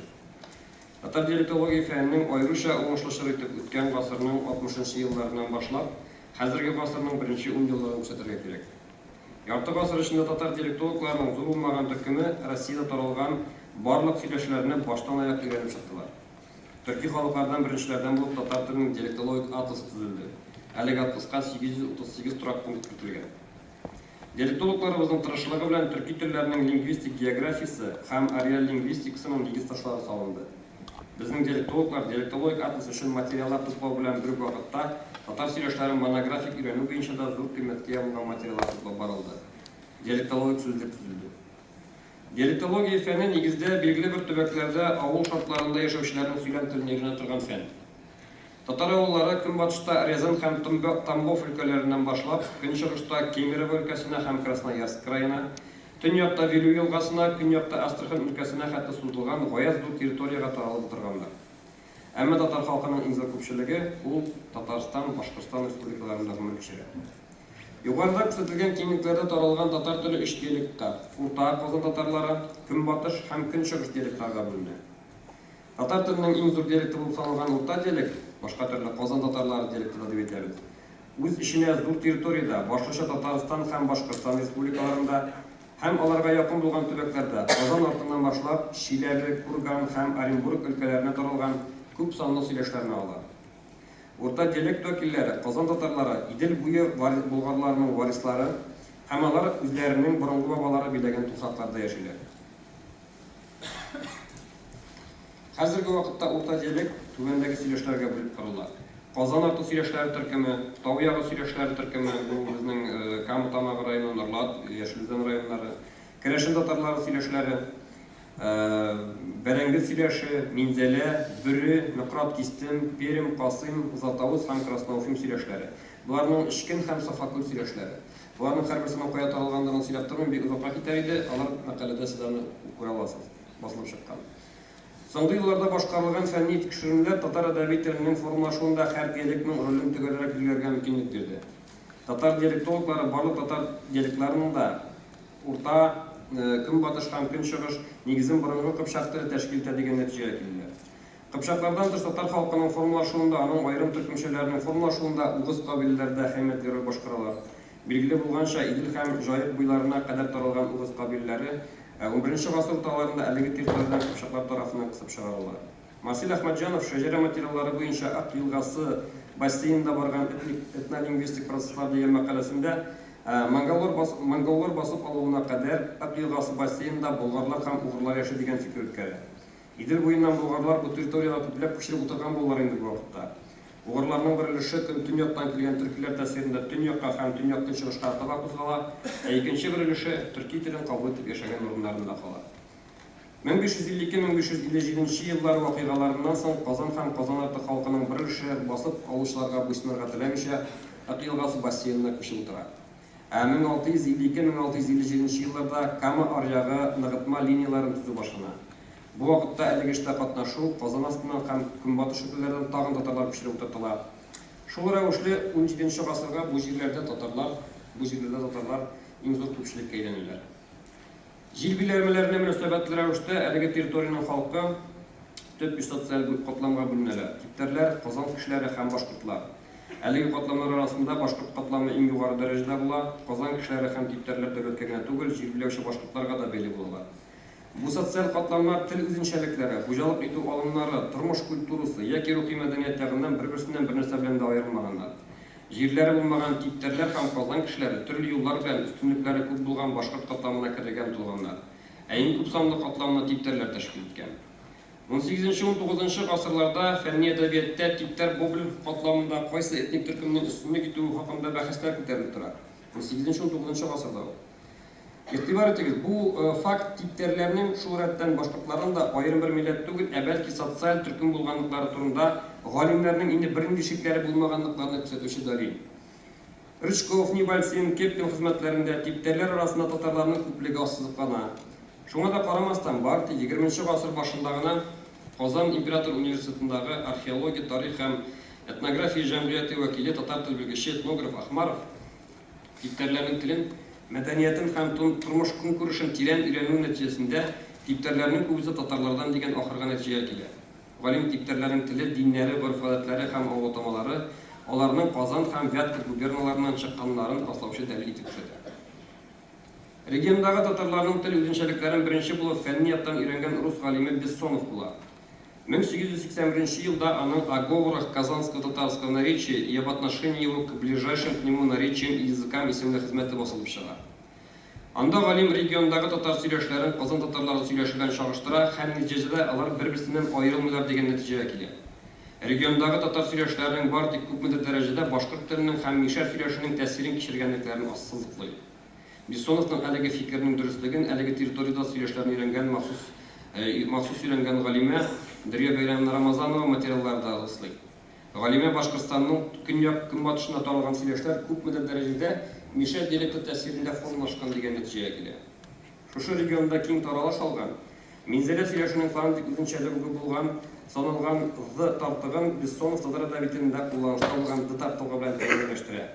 Сүз уңайына әйтергә кирәк, әлеге авазны без үткән гасырның 50 елларында Казан артыннан һәм Тау ягы районнарынан язып алынган диалектологик текстларда очратабыз. Ягъни бу аваз минзәлә сөйләшүендә генә түгел, урта диалектның башка сөйләшләрендә дә булган икән. Гомумән алганда әйткәндә, кайбер галимнәр безнең безнең төбәктә генә сакланып калган «ҙ» авазының гомумән алганда Казан ханлыгы шарындагы Казан әдәби теленең бер өлеше булганлыгы турында исбатлаучы галимнәр бар. Региондагы татар сөйләшләрен өйрәнүгә үзенең өлешен танылган türkolog Катанов та кертә. Ул 1898 елда 3 ай дәвамында Бәләбәй йөзендәге сөйләшләрне төшерә. Ул мондагы халыкның сөйләше икегә аерыла. Йөзнең көнчыгышына таралган сыйныфта башкорт сөйләшләре һәм йөзнең көнбатышында яшәүче татарлар сөйләше дигән нәтиҗәгә килә. Бу мәсьәләдә совет türkологы, башкорт теле һәм диалектологы Юлдашевның фикерләре кызыклы. Бүтән гомерен шушы эшкә багышлаган галим дөнья көнбатыш диалектының башкорт теленә кертеп карауны дөрес түгел дип саный. Һәрвакыт әлеге сөйләшнең татар теленең урта диалектына кергәнлеген ассызыклый һәм таның татар әдәбиятенә бик якыная барганлыгын искәртә. Ул беренчектә башкорт теле системасына керә алмый дигән фикер бирә. Лингвист-türkolog Киекбаев үзенең тикшерүләре нигезендә хәзерге башкорт әдәбиятенең нигезендә ике диалект, көнчыгыш һәм көньяк диалектлары дигән нәтиҗәгә килә. Ул өченче диалектның барлыгын инкар итә һәм ул диалект татар теленеке дип саный. Алда исәпкә алган галимнәрдән тыш минзәлә сөйләшен өйрәнүгә Җавит Алмаз, Габдулхай Ахатов, Флора Баязитова, Латиф Җәләй, Лилә Тахировна Махмутова, Илшат Насипов кебек галимнәр дә үз өлешләрен кертәләр. Әлеге галимнәр бер тавыштан минзәлә сөйләшенең татар әдәбиятенә якынлыгын ассызыклыйлар. Шактый зур территорияга таралып утырган минзәлә сөйләше үзенең төш элементлары ягыннан бер бөтен. Ягъни бар диалектологиядә шундый термин төш элементлар һәм периферия элементлар дип әйтәбез. Төш элементлар булганда ул бөтен сөйләшне, бөтен телне берләштереп торучы аларның басымында хас булган төп элементлар. Алар бөтен тел өчен мәҗбүри һәм безнең татар телен бер татар теле дип берләштереп тора торган элементлар. Мәсәлән, хәзерге хикәя фигыль мин барам икән, ул бөтенебездә дә барам шушы формада әйтелә. Бар периферия элементлар. Алар читтәгенә кайбер табигый шартлар тәэсирендә, башка халыкларның тәэсирендә барлыкка килгән бик зур әһәмиятле булмаган элементлар, периферик элементлар. Менә монда безнең бераздан үзебезнең диалектологларыбызның да ваки хаталары киткәндер. Безнең диалектологларыбыз тикшергән вакытта менә шушы периферик элементларга басым ясадылар. Ягъни аерып торучы, башка сөйләшләрне, диалектларны берсеннән берсе аерып торучы элементларга басым ясап, аның төп берләштерүче элементлары бераздан күз ягыннан читкәрәк калып килде. Шуңа күрә алар арасында аермалы, алар инде башка аерып тора торган этнографик төркемнәр дигән нәтиҗәгә килергә мөмкин, диалектологик мәгънәгә. Ләкин шунда алып карасак, бу периферик элементлар алар мәҗбүри түгел, алар зур күпчелекне алмыйлар. Tüp elementlarımız bizden kübrek teşkilde, köpçülükün teşkilde. Süreçten tüp fonetik üzünçelikleri de bizim de yukarıda kısaca ötken indirtten detal z avazından kullanışından dış. Söz başında yetartta kuruna jetarttan kullanmak çatıra gerek. Bu üzünçelik gümmen süreçinde tügül orta diyalektin tüp üzünçeligi hem orta diyalektin barık süreçinde de şurayı jafrak, juzak, jön, jilu. Tartıklar sistemisi gümmen alganda edebi tilinikinden ayrılmayı, Tatar edebi tiline hem Tatar tilinin Qozan xanlığı şırında formlaşıp bitken Qozan atı toyağı süreçlerine büyük yakıntıra. Bu anlaşılada Qozan xanlığı jingirligenden soň xanlıkның tüp halkı özlerinin ata-babalarının izgi tufraklarına kelip yığılar. Aytkanybızca 9-10 asırlardan başlap Ural iteklerinden İdil yılgası basseynine iksiz Tatar türkünler, Türki türkünler avula başlıyor. Üzünçelik avazlar tengellегinde de çağrıştı var. Mesela kayber sözlerde edebi tildagi d uruna songrav z kullanığı, bızay, izil, izen, qozak. Süreçte edebi tildagi ay i diftonga uruna ay diftonga kullanılar. Barımızda bilgeyni barmayım, qaytmayım. Bizge şunu aytadilar başkurt tilinin üzünçeligi deyip. Lakin şunukta o bizning burungi tatar tilibizning tüp üzünçeligi eng birinchi ratda. Hem ol eng birinchi ratdan tatar tilinin başqa urta dialektin bütün süreçlerinde aşırışta var. Aşağılışta var. Kayber grammatik üzünçelikler min sin almaşıklara yöneliştirişinde miye, siye, mina, sine variantlarında kullanılır mümkün. Bulardan basında tөгәлләп тұрмай, мен оңғап кетем. Ғыммен оңғаплақ шундай нәтижеге келебіз. Татар тілінің һәр диалектында ғымми қыпшақ фон белән бердән шул диалект ішеңенә хас үзенчәлекләрен тәшкил иткән башка билгеләр дә, болгар, фин-угыр, угыр, кет, самади билгеләр дә бар. Һәр диалект үзен формалаштыруда катнашкан төрле этник төркемнәргә бәйле рәвештә аларына хас булган үсеш юлын кичергән. Ләкин татар диалектлары бер төркем аермалы билгеләре белән бер-бирләренә каршы куелуга карамастан, иң беренче чиратта уртак системалы элементлар нигезендә милли телебезнең аерылгысыз бер өлешен тәшкил итәләр. Диалектлар системасында күзәтелгән аермалыклар бу диалектларда сөйләшә торган халыкларны бер-берсеннән аермыйлар. Уртак тарихи язмыш, рухи һәм материал мәдәният телебездә бик күп гасырлар дәвамында барлыкка килгән уртак билгеләр ярдәмендә татар халкының тарихи, тел, рухи һәм мәдәни уртаклыгын барлыкка китергән. Хәзерге көндә татарлар айрым этник һәм тел билгеләрен саклаган хәлдә бер халык, бер милләт булып яшәүләрен дәвам итәләр. Төрле географик киңлекләрдә кавымдаш яки башка гаилә халыклары белән борынгы чорлардан ук аралашып яшәү һәр диалектка, һәр сөйләшкәгә хас булган үзенчәлекләр тууга сәбәп булган. Татар халкы бу шартларда да туган теленең иминлеген саклап, башка телләрнең, кардәш телме, башка гаилә телме яки хаким теленең көчле тәэсиренә бирелмичә, безгә бүгенге көндә яшәү шарукларына үзенең көчен, гайрәтен, акыл зирәтлеген югалтмый таратмыйча саклап калган. Һәм инде алга таба бу әйберне саклау безнең бурычыбыз. Игътибарыгыз өчен рәхмәт. Алга таба мин сүзне бирәсем килә. Тарих фәннәре докторы, Татарстан Республикасының Альфред Халиков исемендәге археология институтының урта гасыр археологиясы бүлеге мөдире Измайлов Искәндәр Лирун улына. Аның докладының чыгышы Кама аръягының археологик һәйкәлләре дип атала. Рәхмәт итегез.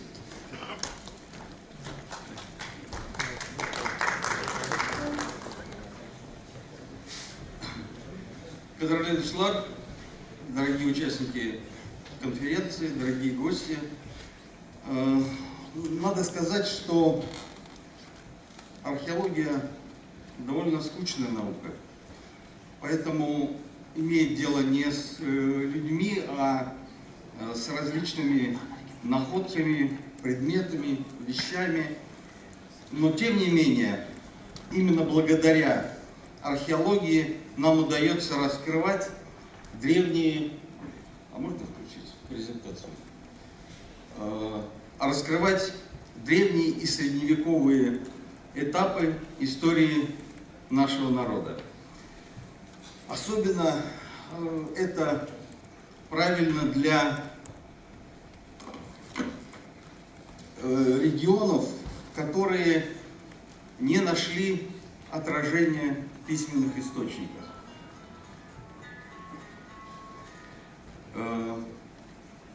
Понятно, что времени у нас не так много, и нельзя во всей подробности рассказать всю древнюю средневековую историю, но мы попробуем показать, и я даже не буду много говорить, не буду занимать ваше мнение, я вам все покажу. Если вы только презентацию не дадите. Открыть? А можно... Все понял, ладно. Значит, хорошо. Не мне вам рассказывать, насколько красив и богат край Восточного Закамья. Но для того, чтобы некоторое введение сделать, нам нужно понимать, что эта территория, которая с одной стороны с севера упирается в Каму, а основная часть состоит из целого ряда рек, которые текут в меридиональном отношении, и водоразделов между ними. Вот эти географические особенности и предопределили историю региона. Следующее.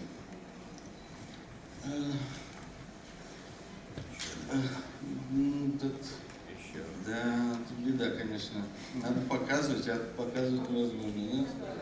Хорошо. Ну, здесь весь смак был именно в том, чтобы показать. А, на экране есть. Все, отлично, все, спасибо. Отлично. Значит, с древности этот регион был контактной зоной между разными мирами. С одной стороны, это мир государства и цивилизации, мир ислама, а с другой стороны, это мир языческих племен и очень часто кочевого населения. С другой стороны, это территория, куда постепенно двигалось булгарское земледельческое население, осваивая вот эти самые зоны рек. Следующий. Следующий. Следующий. Следующий. Вот. Говоря о территории Волжской Булгарии, мы по данным археологии можем твердо сказать, что восточная граница Волжской Булгарии практически не переходила через реку Шишму. И в X-XIII веках на территории Восточного Закамья проживали различные племена. Мы не так отчетливо понимаем, что это были за племена, но, скорее всего, какой-то конгломерат угорских и тюркских народов. Следующий. Вот мы видим археологические памятники, и вот синим цветом показаны как раз памятники домонгольской и Волжской Булгарии. Видно, что территория их распространения не выходит за реку Шишму. Хотя в политическом отношении эти территории, конечно, входили в зону влияния Волжской Булгарии. Следующий. Археологи и языковеды выяснили, что именно на территории Восточного Закамья располагается так называемая Магна Хунгария. Это древняя прародина современных венгров.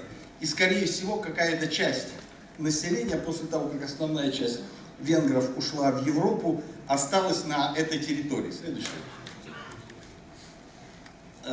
Основная же южная часть степной зоны и частично поднимающиеся по водоразделам занимали какие-то тюркоязычные племена.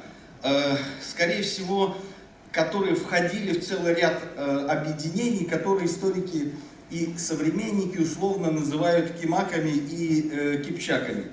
Они отличаются своими обычаями, соответственно, обрядами погребений. Есть одна особенность, которая помогает говорить, помогает свидетельствовать о том, что часть населения, которая осваивала Восточное Закамье, на самом деле принадлежит кимакам, которые переселились сюда с берегов Иртыша. Дело в том, что на территории Башкортостана выявлены, вот представлены на карте, каменные изваяния, которые являются характерным элементом вот этих самых тюркских племен, которые мы называем кипчаками. Следующий. В первой трети 13 века вся эта территория была завоевана Чингисханом и его потомками, и образовалась новая Евразийская империя. Следующая.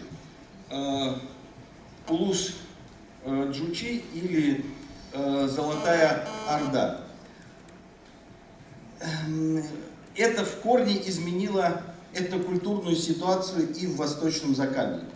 Мы видим вот основную часть булгарских земель, и видим стрелки, которые показывают, что постепенно население из основной территории бывшей Волжской Булгарии сдвигается на восток. Следующий.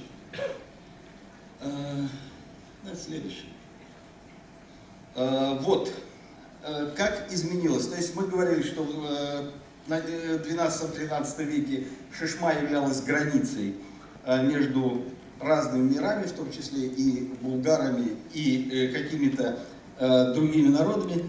А уже в 13-14 веке булгары осваивают не только верховья Икс-Кабельского междуречья, но и спускаются практически до середины реки Белой, осваивая всю эту территорию и прежде всего занимаясь земледелием и распространяя ислам. Следующий. Вот здесь показаны основные памятники, и видно вот как раз куст памятников, который располагается в Восточном Закамье в 13-14 веке. Есть два археологических свидетельства и археологических документальных источника, которые свидетельствуют о распространении здесь именно предков татарского народа. Это то, что это население было земледельческим и использовало плуг, в том числе и саху. И второе, это специфическая гончарная керамика, которой здесь не было. Вот эти два доказательства лучше всего показывают в материальном отношении, как происходило заселение и как эта территория осваивалась предками татарского народа еще в 13-14 веке. Следующий.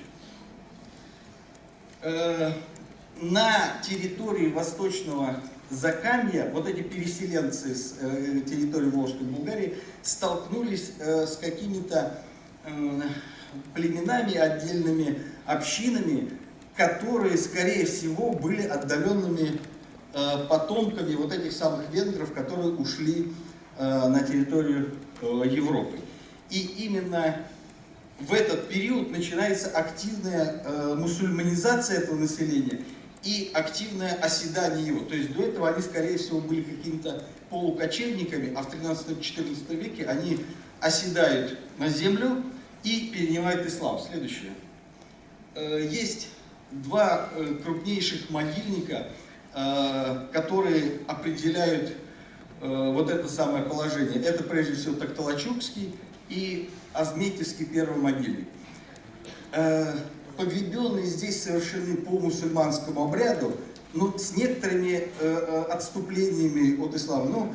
В частности, в погребениях, особенно в детских, очень часто встречаются ритуальные сосуды и отдельные украшения. Следующий. Вот и Азметьевский могильник, да. Следующий. Вот, в частности, вот такие вот украшения найдены в этих погребениях. Но основная, это два могильника, но основная часть населения, это были чистые мусульманские погребения без этих самовключений. Стоп. С юга, следующий. С юга это самое население, как мы говорили, и водоразделы занимали какие-то кочевые группы, которые мы можем связывать собственно татарским населением. Это представители кочевой аристократии, кочевой знати и населения, которое продолжало кочевать, то есть являлись собственно представителями тюрко-татарских кланов. На территории Восточного Закамья известно, к сожалению, разрушено, но тем не менее одно курганное погребение, курганный могильник, боевики тамакский курганный могильник. Вот его материал. Следующий. Следующий. Так, стоп. Вот здесь, вот на этой карте, мы очень хорошо видим, что основное кочевое население располагалось гораздо южнее, собственно, Восточного Закамья. Поэтому, когда нам говорят, что на территории Восточного Закамья проживали кочевые башкиры, это неправда. Вот карта, археологические свидетельства прямо свидетельствуют то, что, как мы показывали, сверху спускалось земледельческое население, а кочевники располагались далеко на юге. вот эта граница между мирами и является границей между предками башкирского народа и предками татарского народа. Следующий. Что способствовало тому, что это местное население, которое было здесь, активно перемешивалось и включалось в татарскую цивилизацию. В истории татар в третьем томе подробнейшим образом расписано механизм вот этих самых изменений, механизм превращений, поэтому я не буду заострять на это внимание, я просто покажу вот эта вот высокая культура цивилизации Золотой Орды, которая и являлась основой для переформатирования, ассимиляции, оккультурации всего населения Золотой Орды в единое целое. Следующее. Вот здесь есть еще один момент, который тоже лучше других показывает распространение ислама и его памятников. Это прежде всего распространение могильников с эпитафийными надгробиями. Это черта, которая не характерна фактически не для одного народа Евразии. Она родилась в конце 13 века на территории булгарского улуса Золотой Орды и распространилась по тем территориям, где было это самое население. И вот мы видим, что вплоть до Средней Белой, в течение реки Белой, эти самые кладбища с надгробиями встречаются повсеместно. Следующее. Вот образцы вот этих самых надгробий. Те, кто бывал в городе Болгаре, могут прямо увидеть, что это самые прямо однотипные надгробия с теми, которые мы видим в городе Болгаре. Следующее. Вот. И еще одно. Мало того, что есть надгробия, так есть и мавзолеи. Ну, там есть легенды, соответствующие, что там какие-то башкирские ханы похоронены. Это все, конечно, чистая, сказочная современная интерпретация. На самом деле это были погребены какие-то шейхи, в частности, шейха Хусейна. Ниоткуда с юга он не приходил, он пришел с территории булгарского улуса. И это еще одно свидетельство того, что эта территория осваивалась с запада и осваивалась мусульманским земледельческим населением. Следующее. Вот все эти культурные, экономические, политические процессы привели к тому, что вот население, которое, мы говорили, до монгольское время было довольно разнообразным, и в этническом, видимо, в языковом, культурном отношении в 13-14 веке происходит их оккультурация и соединение в единые мусульманские общины, и, соответственно, они превращаются в один из важнейших компонентов формирования будущего татарского мира. Следующий. Так. Но история, как мы говорили, это элемент такой пульсирующий. То есть не всегда цивилизация останавливается там, в тех границах, которые она когда-то достигла. Иногда наступают периоды кризиса, упадка и отступления.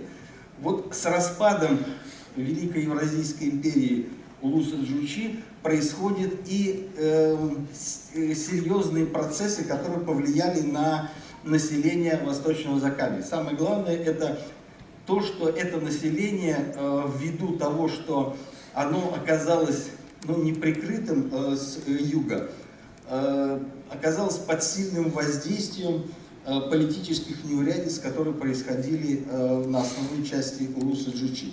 И это население постепенно начинает сдвигаться к верховьям рек, к берегу Камы. Следующий.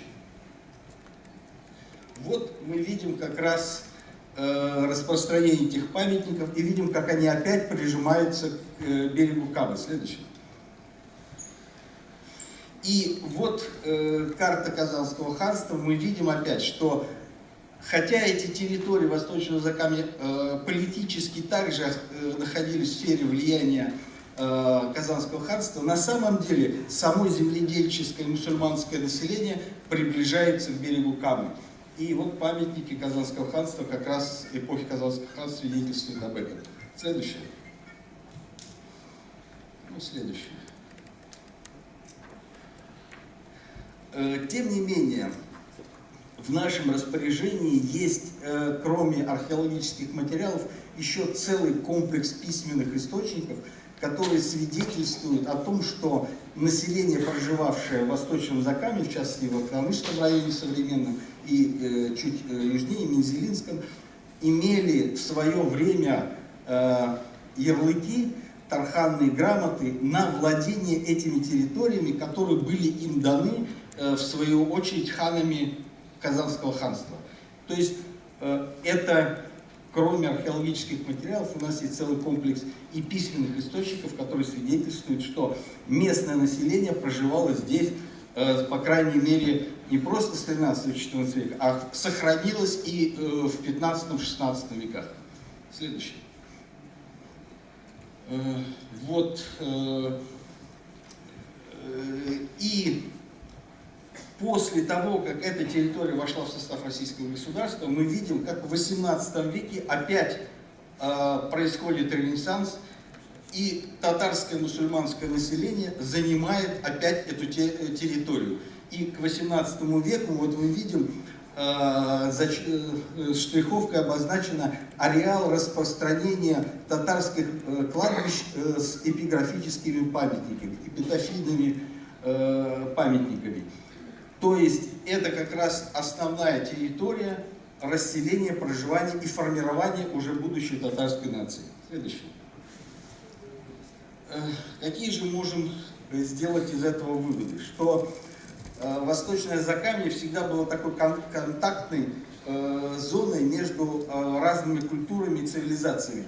И это в эпохе различной граница между ними была очень подвижной. Но тем не менее, земледельческое, мусульманское население, которое мы напрямую можем связывать с татарским народом и его предками, оставалось неизменной. И именно поэтому мы совершенно точно можем сказать, что территория Восточного Закамья является одной из базовых территорий, где происходило формирование татарского народа и в будущем татарской нации. Следующее. И следующее. Спасибо за внимание.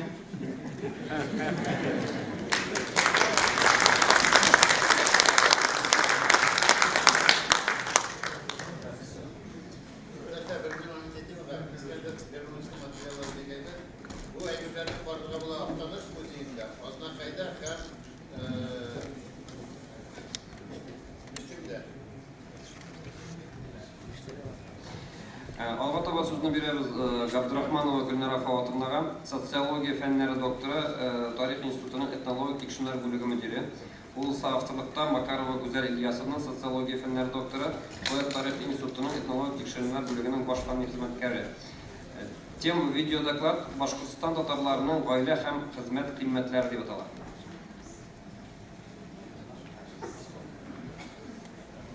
Социологических наук Гузель Ильясовны и Макаровой «Семейные трудовые ценности татар Башкортостана». Доклад подготовлен по результатам наших многочисленных экспедиций по разным регионам Российской Федерации. Эти экспедиции мы проводили при поддержке государственной программы Республики Татарстан «Сохранение национальной идентичности татарского народа». И на первом этапе наших экспедиций мы пытались понять, на чем основывается татарская идентичность. В ходе нашей экспедиции мы выяснили, что для татар из разных регионов сегодня очень важен язык, история, обряды, культура, историческое прошлое, ислам. Все это поддерживает современную идентичность татарского народа. На втором этапе наших исследований мы пытались понять, на чем держится современная татарскость, какими ментальными или поведенческими особенностями обладают представители татарского народа. И вот как раз этот аспект я хотела бы сегодня вам осветить. Говоря о семейных и трудовых ценностях, надо отметить, что эта проблема получила достаточно большое освещение в мировой науке. Целый ряд исследователей, начиная с классика социологии Макса Вебера, пытались понять, каким образом культура влияет на развитие разных государств. Если Вебер говорил о том, что ценности протестантской этики повлияли на активное развитие целого ряда западных государств, то другие исследователи пытались выяснить, каким образом эти культуры влияют на другие страны, современные страны нынешнего мира. И мы пытались понять именно в наших исследованиях, какими ценностями обладают татары в разных регионах, в том числе в Республике Башкортостан. Цель нашего доклада – это показать, какими семейными трудовыми ценностями обладают татары, живущие в Республике Башкортостан, и как вот эти семейные трудовые ценности влияют на их повседневные практики, то есть на их повседневную жизнь. Наше исследование основывалось на использовании метода глубинного интервью в семьях. В Башкортостане мы провели 30 интервью. Причем мы стремились проводить интервью не только среди татар, но и среди русских, для того, чтобы сравнить семейные трудовые ценности разных этнических групп и выявить специфику и этих ценностей среди татарского народа. Объектом наших исследований были семьи, обычные среднестатистические российские семьи с уровнем дохода средним, чуть выше и чуть ниже среднего. Мы стремились выбирать для обследования двухпоколенные семьи, а также молодые и неполные семьи. Темы интервью касались очень широкого круга вопросов, длились они более 2,5 часов. Нас интересовало, откуда происходят представители, члены этих семей, где они родились, в каком селе или городе, в каком районе, какие ценности для них важны. Мы пытались понять статусные позиции и взаимоотношения между членами семей, трудовые и другие ценности, которых придерживаются члены обследуемых семей, как они оценивают свое материальное положение и каковы их планы на будущее. Итак, результаты нашего исследования показывают, что для татар очень важную роль играет расширенный тип семьи. Перед вами выдержки, цитаты из интервью с семьями. Зеленым цветом выделены интервью с татарскими семьями, а оранжевым с русскими семьями. Вот вы видите, первая цитата показывает, что для русских семей очень важны индивидуалистические цели, связанные с достижением внутренней гармонии. Представители русских семей очень много говорили о важности для них личностного саморазвития. Они говорили о том, что у них достаточно в сравнении с татарскими семьями более слабые взаимоотношения между членами семьи. А в татарских семьях наоборот, очень много говорили о том, что для них очень важны не только ближайшие родственники, мамы, папы, бабушки и дедушки, но и двоюродные, троюродные и многочисленные дальние родственники. И вот эти взаимоотношения в татарских семьях, они очень активно влияют на повседневные практики у татар. Например, нам часто говорили, и Башкортостан в этом смысле не был исключением, говорили о том, что решение о том, куда будет поступать учиться ребенок, принимается на семейном совете с привлечением дяди, тети, других родственников. Где будет работать тот или иной член семьи, тоже часто обсуждается на семейном совете. И русские семьи тоже говорили об этом тоже, нередко говорили, что родители направили в профессии, но чаще говорили о том, что все-таки они сами определяли свою будущую профессию. Нередко в интервью звучало слово «тертып». То есть многие наши татарские информанты говорили о том, что очень важно быть дисциплинированным, очень важно соблюдать порядок. В татарских семьях говорили о том, что очень важно, чтобы были конкретные четкие планы развития семьи. И все вот эти вот планы, вот это все планирование очень часто связывалось в татарских семьях именно с целями развития семьи. Вот перед вами опять цитата из Башкортостана о том, как татарская семья рассказывала о своих планах во благо своих детей. В одной семье труд вообще был объявлен такой объединяющей ценностью, которая соединяет всех членов семьи. То есть содержание вот этих семейных трудовых ценностей у татар очень специфично, и оно, повторюсь, основано на четком регламентации повседневных практик. Еще особенность татарских семей и ценностей, о которых нам говорили, это то, что наблюдается очень четкая регламентация статусов, очень четко выделяются позиции членов семей.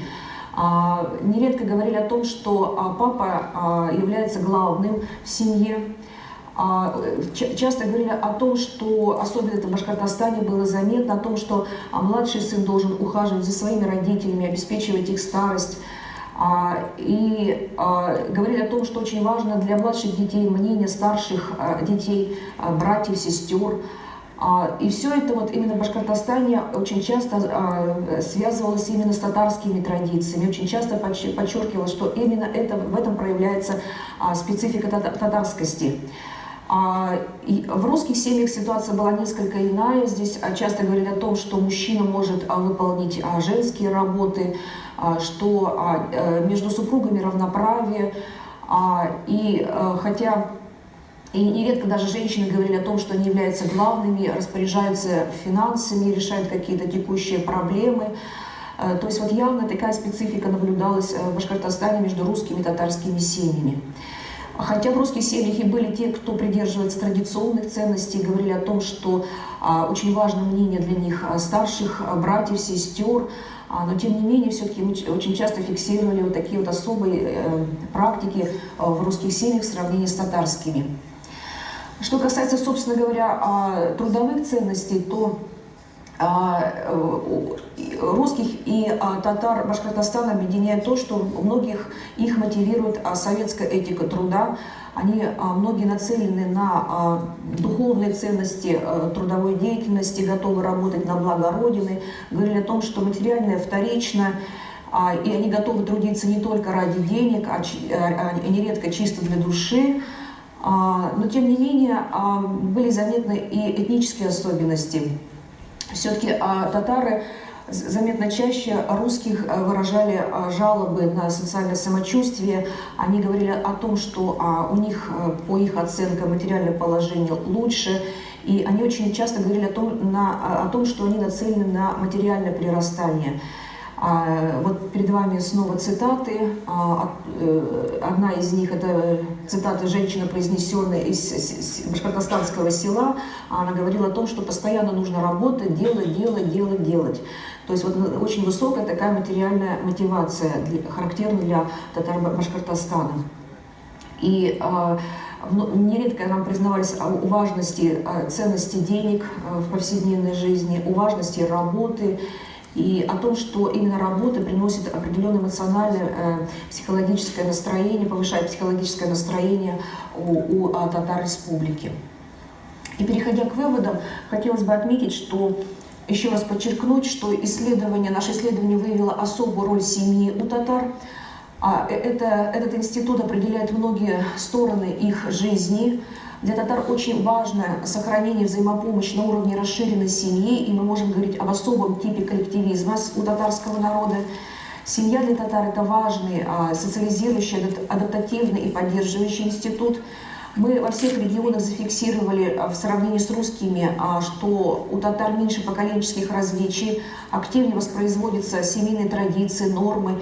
И все это татарам в сравнении с русскими помогает легче преодолевать возникающие в непростых социально-экономических условиях развития страны кризисные моменты. Отношения в семье и система воспитания у татар строятся на относительно четко закрепленных нормах и принципах. У них более очевидно разграничение статусов мужа и жены, а решение хозяйственных задач понимается как основа единства семьи. Надо сказать, что вот эти все перечисленные особенности, ценности татар характерны для самых разных представителей татарского этноса в самых разных субъектах России. И татары Башкортостана в этом смысле не стали исключением. Они выделяли те же самые ценности. Но очень важно подчеркнуть, что вот содержание и распространенность этих ценностей у татар Башкортостана носит более традиционный характер. Татары Башкортостана заметно активнее рассуждают о расширенном типе семьи, о взаимоотношениях с многочисленными родственниками, Они больше привязаны к земле и деревне, чаще занимаются сельским хозяйством. И вот этот традиционализм татар-башкортостана объясняется их более урбанизацией, которая прослеживается по многочисленным историческим источникам. Все это позволяет нам сделать заключение о том, что у татар-башкортостана вот эта татарскость, она более глубокая, более содержательная, и она более традиционная, чем у татар, живущих в других субъектах Российской Федерации. Благодарю за внимание.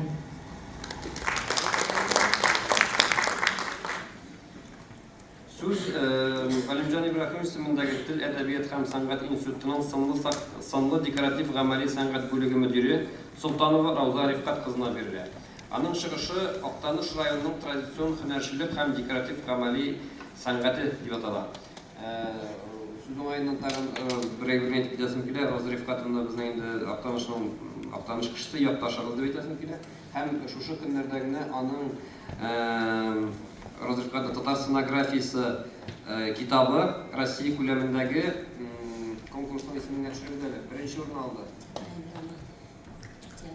Театральный роман конкурсында беренче урын алды. Тәбрикләп алабыз.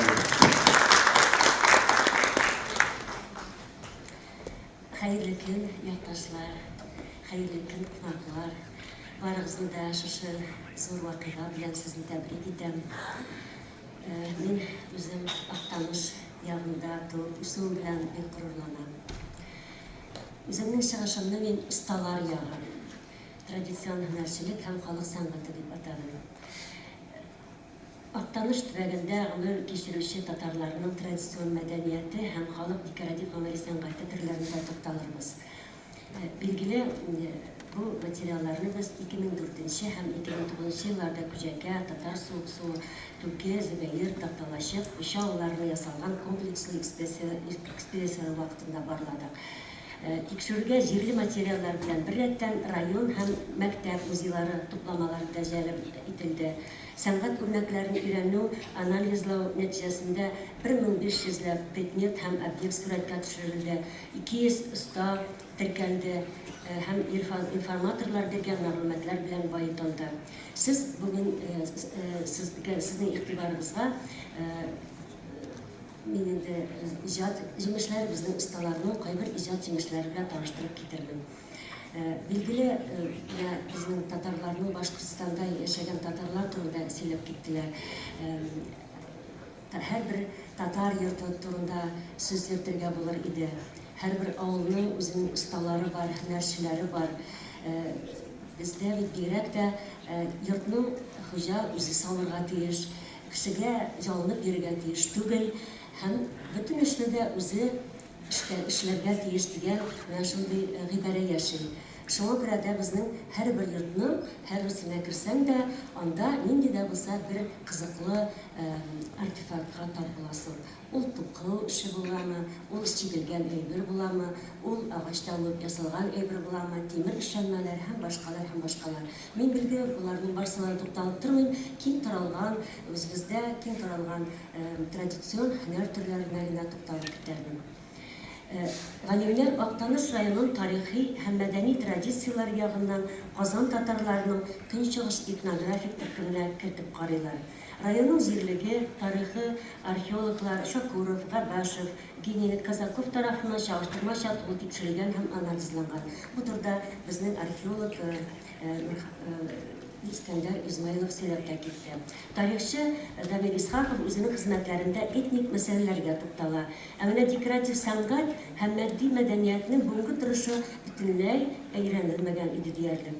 Актаныш халкының декоратив сәнгатен милли мәдәниятның шундый формалар белән чагыштырып карау безгә бу төбәккә хас җирле үзенчәлекләрне билгеләргә һәм халык сәнгатенең тарихи дәвамчылыгын ачыкларга мөмкинлек бирде. 1950 елларда археологлар Актаныш төбәгендә дистәләгән тарихи археологик һәйкәлләр тапканнар. 1964 елда Иске Семьёстров авылында, мәсәлән, Петр Старостин тарафыннан тәләшле тарак, яисә үлгән баусыман бизәк төшерелгән, балчыктан әүлеп ясалган юкә кырлы көрәш ватыклары табылган. 1975 елда Татар Ямалы авылында Монгол явына кадәр чыга караган болгар чүлмәкләре очраган.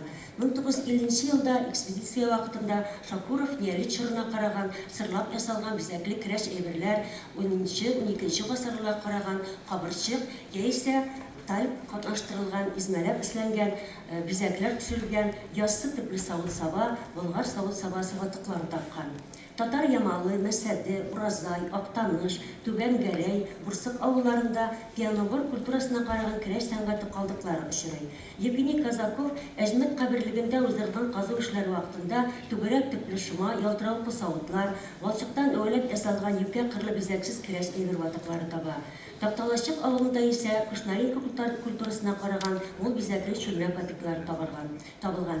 Евгений Петрович Казаков башлыча Тапталачык һәм Әҗмәт каберлекләре материаллары нигезендә Болгар чорының Петрограм һәм Чияле культураларын бүлеп чыгара. Аның фикере буенча бу археолог табылдыкларның килеп чыгышы Идел Болгары чорында теркиләшкән һәм ислам дине кабул иткән Урал буе угырлары белән бәйле.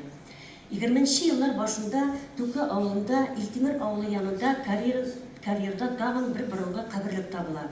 Анда кешеләрнең баш сөякләре белән бергә бизәкле балчык савытлар да чыга. Атрибуция үткәргәннән соң мин аларны Евгений Петровичка күрсәттем һәм Казаков бу истәлекле әйберләр бура культурасына карый дигән фикергә килде. Экспедиция вакытында без музейларда һәм актанышлыларның үйләренә соңрак чорларга караган 17-18 гасырларга инде бүтән артефактларны таптык. Сәнгатьчә нәфис әйберләр тукып эшләү иш артларында башкарыла торган һәм гаилә йолалары белән тыгыз бәйләнгән кәсеп. Яшь кәләшләрнең бирнәсен элек кулдан эшләнгән бизәкле сөлгеләр, ашъяулык, чаршау, кашага, җәймә, мич якмалары, алъяпкычлардан башка күз алдында китереп булмаган. Алар үзләре туккан әйберләр белән кияү йортын бизәгәннәр. Юла сөлгеләре туй, никахларда, балага исем кушу ашларында, гает, корбан һәм башка дини бәйрәмнәр узганда алар әле дә кулланыла. Татар Суык авылыннан Исхакова, Латыпова, Одай авылыннан Мөхәммәтшина, Зөбәйр авылыннан Шавалиева, Сабирова, Хуҗака авылыннан Сахапова, Гыйләҗева, Тапталачык авылыннан Габдрахманова, Гыйлфанованың кул эшләре музейларда һәм шәхси тупламаларда саклана. Алтын куллы ханымнар гадәти бизәкләү суларын белү белән чикләнмичә төрле композициялар уйлап чыгарганнар. Аларның кайберләре этнограф Ферсина Сафина китабына да кертелгән. Экспедиция материалынан күренгәнчә, безнең төбәк осталары токучылык сәнгатенә хас барлык алымнарында белгәннәр. Әйтик, чүпләм, төсле чүпләм, асалап сугу һәм башкалар. Актанышта безгә төрле төсләр катнаштырып, шакмаклап, яисә аркылы бизәкләр төшеп тукылган киндер алашалар урысча пестрик дип атала һәм нәкышләр, бизәкләр сугылган тукымалар очратырга туры килде. Алар арасында иң киң таралганы шакмак бизәкле аклы кызыллы алашалар. Ашъяулык һәм алъяпмалар өчен буйлап яисә шакмаклап сугылган алаша файдаланган. Үз киемнәрендә шакмаклы алашаларга өстенлек бирелсә, штаннарны төрле төстәге буйлар белән тукылган алашадан теккәннәр. Өй өчен бизәү һәм хатын-кыз ягын кунак бүлмәсеннән айырып тору өчен чаршау киң кулланылган. Бүгенге заман интерьерында чаршау урынына фабрикада эшләнгән вак яисә ире чәчәкле төрле төстәге тукымалар кулланыла. Экспедиция вакытында чүпләм бизәкле һәм алаша чаршауларның киң таралган булуы ачыкланды. Алар нәкышләре, композицияләре, күләмнәре һәм төрле төстә булулар белән аерылып тора. Зөбәйр авылы музеенда, Актаныш авылы музеенда тукучыларның төрле усуллары һәм белән башкарылган үзенчәлекле чаршаулар бар. Аларның бизәлеше кайберләре билгеле борынгы башкорт чаршауларны да тарта. Декоратив тукымалар турында сүз алып барганда, юла бәйрәмнәрендә, өй эчен бизәүдә һәм көнкүрештә киң кулланыла торган сөлгеләрнең төрлелегенә игътибар итмәү мөмкин түгел. Аларның очларына чүпләм, төсле чүпләм, асалап сугу һәм катнаш усуллар белән сугылган бизәкләр төшерелгән. Аркылы бизәкле сөлгеләр дә киң таралган. Гомумән, асалап сугу техникасы шәрык халыкларында борынгы чорлардан ук таралган төпсез келәм җитештерүнең нигезен тәшкил итә. Төрле геометрик бизәкләрдән тәгъзим итеп тукылган композицияләрдә төп бизәк мотивы калку итеп күрсәтелми. Анда рун, эчпочмак, квадрат, менен аны шахмат дип атыйм, пишмаклыклар, авыш хачлар, ыргаклар, спираль сыман формалар, тәкә мөгезенә, йолдызга охшаган бөтөркә бизәкләр дә булырга мөмкин. Геометрик бизәкләр полосларда башлыча төрле зурлыктагы һәм төрле төстәге ромблар игътибарны җәлеп итә. Тикшерүчеләр фикеренчә, ромб кайда ничек урнашуына һәм нинди билгеләр белән кушылуына карап җирне, йортны, хатын-кызлардан гомумән җимеш бирүче башлангычны чагылдыра. Амброс фикеренчә, гади ромб хатын-кыз башлангычын, ягъни җир билгесен белдерә. Шашкы тактысына охшатып эшләнгән ром җир билгесен, ыргакчыклар белән катнаштырып сөйләнгән ром җимеш бирүче җир ананы символлаштыра. Ромблар чымбыр булып төзелеп килсә, аларны искә үскән, аларны тормыш агачы дип аңларга кирәк. 2 ыргаклы ромб тәкә мөгезен, 4 ыргакчыклы ромб парлы тәкә мөгезен аңлата. 12 ыргакчыклы ромб ел цикл белән бәйле, ул 12 айны белдерә.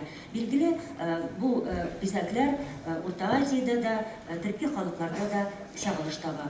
Композицияләрдә Идел һәм Урал буеның татар типтәр компонентлы төньяк районнары өчен хас булган бер төсле фонда күзгә бәрелеп торган монументаль бизәкләрне дә киртләш контурлы гомумиләштерелгән сурәтләнгән геометрик формаларында күрергә мөмкин.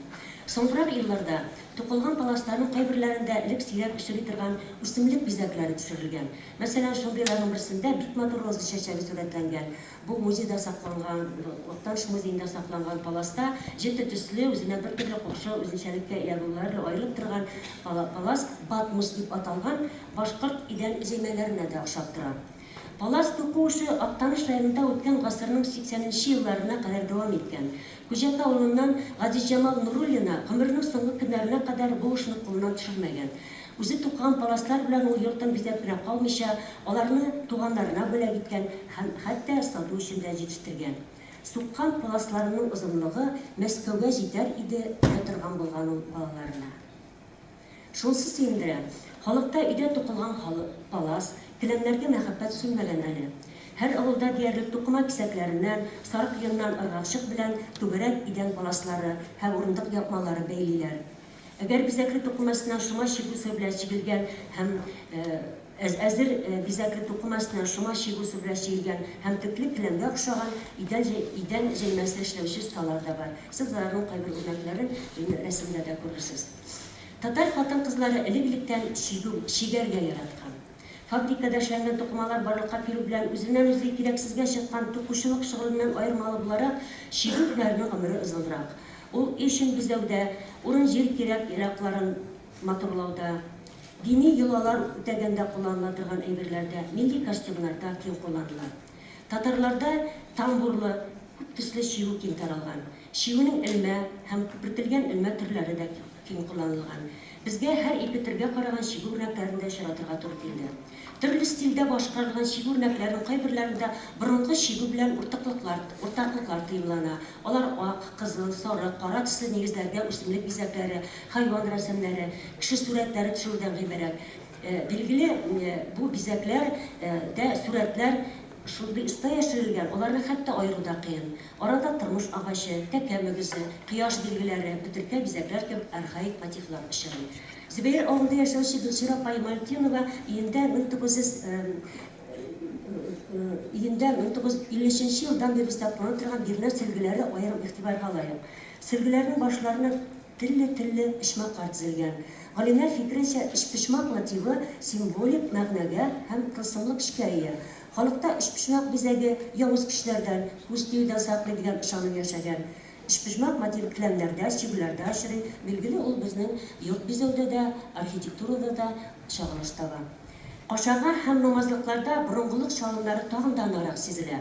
Тәрәзә кашагалары башлыча ачык төсле тукмалардан тегелгән һәм йорт өчен бизәп, матурлап, аңа бәйрәмчә төс биреп торган. Татар өйләренең матчасына да кашалар эленгән. Татар Су авылындагы кашага, Түкә авылыннан Насипованың сатиннан тегелгән кашагасы бизәкләргә аеруча бай. Моннан тыш кашагаларның түрләмә дип аталучы төрендә очратырга туры килде. Намазлыклар исә киресенчә тыйнак, гади итеп бизәкләнә. Диспле белән бергә иң түргә куелса да, алар күзгә ташланып торырга тиеш түгел ди халык. Намазлыкларның традицион бизәлеше аларның функциясе белән тыгыз бәйләнгән. Урта алышы буш калдырыла, ике кыйла бер-берсенә симметрик рәвештә бизәкләр чигелә. Гыйбадәт кылучының күз карашы беренче чиратта төшәчәк алгы шулай ук рәсемнәр белән нәкышләнә. Намазлыкларның аркага охшап торган урта алышы бүтән төр ясылыкка, оҗмахка күчү концепциясын билгели. Бу намазлык символикасында иң мөһимлекләрдән санала. Тормыш агачы, бакча, чәчәк мотивлары оҗмах идеясы белән бәйләнгән. Халык осталары эшләгән намазлыклар нигездә ак төстә. Моны күп халыкларда ак төснең нигезге булып саналуы һәм гыйбадәт кылганда күбесенчә ак төстәге киемнәргә өстенлек бирү белән дә аңлатып буладыр. Актаныш районы авылларындагы өлкән яшьтәге хатын-кызларның барысы да диярлек шома чигү, тутырып чигү, бастырып чигү, басма чигү сырларын яхшы белә. Канва ярдәмендә чигелгән һәм шома чигүдә сабак, сыман җыйның бергә кушылуына гыйбарәт булган катлаулы техник алымнар кулланып эшләгән әйберләр дә күп бирде. Кайбер хатын-кызлар туй бирнәләрен һәм кияүгә дип әзерләнгән бүләкләрен бүгенге кадәр кадерләп саклыйлар. Мәсәлән, Күҗәкә авылыннан Зинфира Мөхәммәтова 1950 елларда канва белән чигелгән, шелтәр белән бизәлгән карават башы, сөлге, кияү кулъяулыклар кебек кул эшләрен әле дә истәлек итеп тота. Сөлге башлары, мендәр тышлары, карават башлары, мендәр япмалары, чынаяк япмалары кебек көнкүреш кирәк-яракларның төрләре бихисап. Күкрәкчә, аяк чалбавы, баш яулыгы, калфак, түбәтәйләргә матур бизәкләр чигелгән. Кайбер авылларда кара тукымага төрле төстәге җипләр белән чигелгән киемнәр, йорт кирәкләре чыгартырга мөмкин. Бу төр бизәлешне районның җирле үзенчәлеге дияргә була.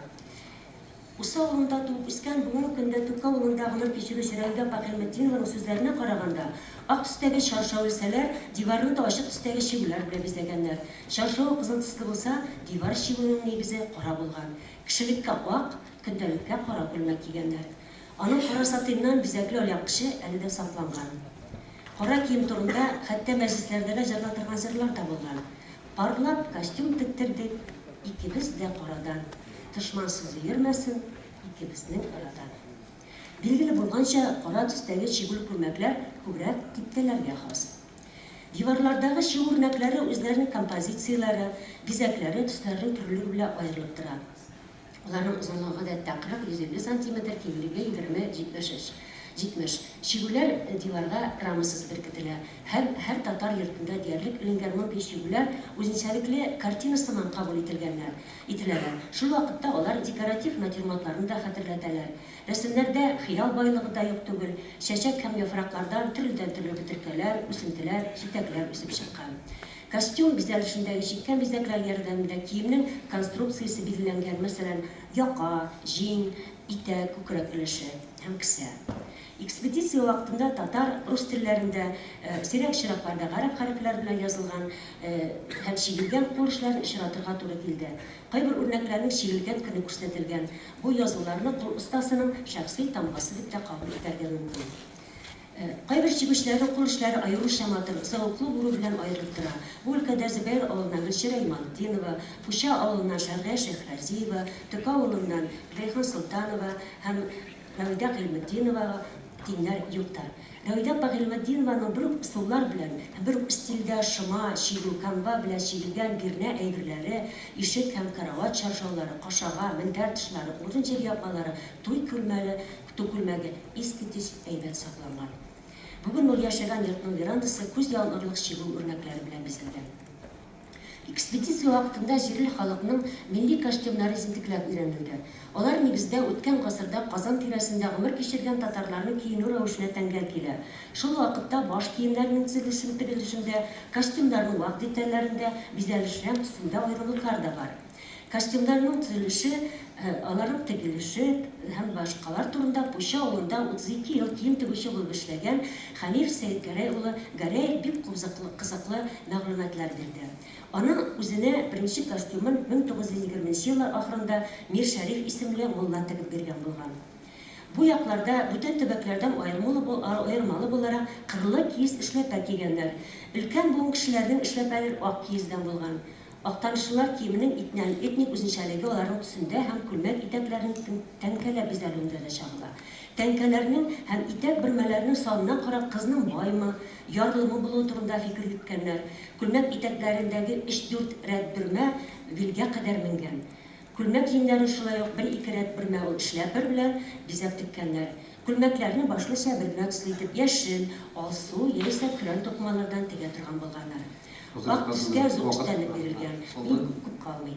Бай бишәләр итәк бөрмәләре зәңгәр һәм кара төстәге кулдан бәйләнгән челтәрләр белән бизәгән. Хатын-кыз баш киемнәреннән 15 см киңлектәге тукымага тәңкәләр тегеп эшләнгән шәш каплар бик үзенчәлекле. Шәшкабы булган каләш акчалы, бай саналган. Шуңа күрә яшь килнең шәшкабы булмавы халыкны бик кызыксындырган. Тәңкәләр, алтын җепләргә чигелгән бизәкләр һәм калфак өстен яннандырып торучы сәйлән бөртекләре хатын-кызның бай, дәрәҗәле булуын күрсәткән. Менә чәчләрне Казан татарларында еш кулланылган тезмә белән бизәү Актаныш якларында очрамады.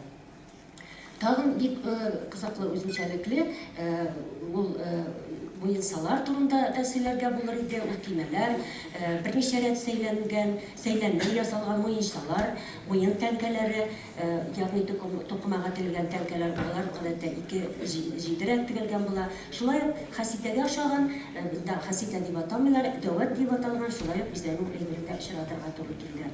Шулай итеп шәшкап, киез, эшләпә, бу бизәнү әйбер турында Хәниф абый бик кызык әйбер сөйләде. Ул безгә авыр сугыш елларында ачлыктан исән калу өчен без әнинең дәватын сатып алып алдык диде. Шулай итеп шәшкап, киез, эшләпә, дәват, муенса кебек киемнәр һәм бизәнү әйберләр Актаныш районында Урал төбәгенең татар мишәр компонентлы традицион мәдәнияте өстенлек итү турында да сөйли. Актаныш районында архитектура, торак торуның төп конструктив этнографик үзенчәлекләре Казан татарларының төзүчелек мәдәният кысаларында үсеш алган. Бу турыда да әйтеп китми булмас. Мәгълүм булганча, 20нче гасыр кырында уларның төс кыйффәте бик нык үзгәрде. Инде урам башларында 40 капкалары да күренми, читән такта кыймалар да битеп бара. Йортларны такта белән тышлау, ip шмакларын, фронтоннарны, капка баганаларын буйлы-буйлы итеп яу, ул паласатис, шулай ук Актаныш төбәге төзүчелек мәдәниятенең шулай ук бер үзенчәлекле ягы. Йортларны бизәүдә контурлы, челтәрле, колонналы һәм ясалган бизәкләр кулланыла. Күҗәкәр һәм Түбән Гәрәй авылларында агачны сәнгать эшкәртү белән шөгыльләнүчеләр бик күп. Элек Актаныш якларында йортлар тоташ фронтонлы булган. Хәзер исә Казан татарларының этномәдәни традицияләр тәэсире аркасында фронтон куышлары кулланып тарала бара. Актанышта да Казан татарларында йорттың төп атрибуты мич булган. Кысканча каршы безнең бу мич кабиныбыз һәм инде билгеле миңа калса без бу кабиныбыздан котылырга ашыкмаска иде. Шуның белән бәйле рәвештә мич әйләндереп алган матур төрләмәләр дә, кашагалар да кайтыр иде. Һәм ул һәр вакытта да актыста булган. Аларны бизәгәннәр, Тукаулна Сәхира Газизулина, сез аны күрәсез инде, машина майны белән рәсемнәр ясаган. Актаныш якларында үй өчен яйрым алганда йортны бизәү киң таралган. Шулай ук үйләрдә һәммәсендә дә шамаиллар бар. Сез аларның кайбер үрнәкләрен шулай ук күрдегез. Кызганыч кул эшләре көндәлек тормыштан әкренләп китә, онытыла бара. Аның каравы йортлар салганда кирпечләрдән бизәкләр төзү киң таралган. Алар шулай ук йортка күчә бара. Кирпечләрне келәм бизәкләренә охшап бер тәртиптә төзеләләр. Шулай ук шул хаҗсыман ром кебек киң таралган бизәкләр ала. Татар халкы элек-электән ачык матур төсләрне яраткан. Тукаулна Сәхира Газизулина бөтен йортын сары төскә буяган, тәрәзә йөзлекләрен капканы матур итеп бизәгән. Аның рәсемен күрсәтсәгез, мин бик рәхмәтле булыр идем. Ул капкага контурлары кисеп, үзе 90 яшьлек апабыз үсемлек орнаментлары төшергән йортны, йорт яны кырмаларын, умарта яларын, эт иясе, капка төбендәге утыргычларны тагында матуррак декоратив бизәкләр белән байыткан. Актанышларга яшәүнең ямын тыю, үзләре яшәгән тирәлекне бизәргә омтылышалар. Бу исә милли культура установларының тирәлегенә, дөньяның образлар күзаллый булып килә. Актаныш районында сәнгать мәктәпләре бар. Һәм инде энтузиастлар үзләренә актив эшләр шуңа күрә дә безнең борынгы йолаларыбыз, һөнәрчеләребезнең бу үрнәкләре әле яңа дизайнерлар иҗатында да чагылыш табыр дигән өметтә калам. Сезгә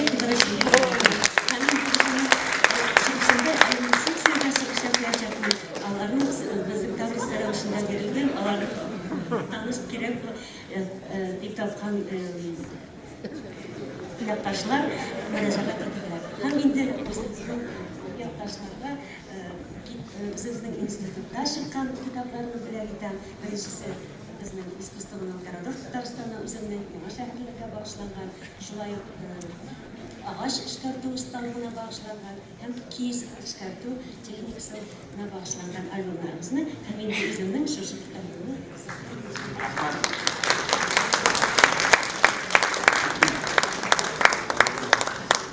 Соңғы шығыш біз береміз Мансуров Альберт Мирхатұлына, Актаныш муниципаль районы башқарма комитетінің социаль һәм ағарту бөлігі жетекшісі.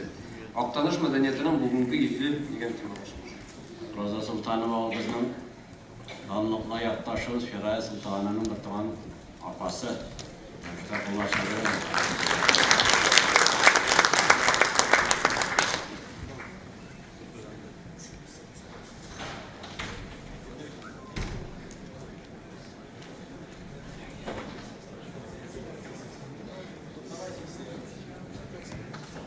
Ул шағында, демек, Альберт Мирхатұлының шығышы 80 бұда болашақ. Мен өзімнің вазифаны тамамлап, сөзіні яңадан Марат Меңәлішқа берем.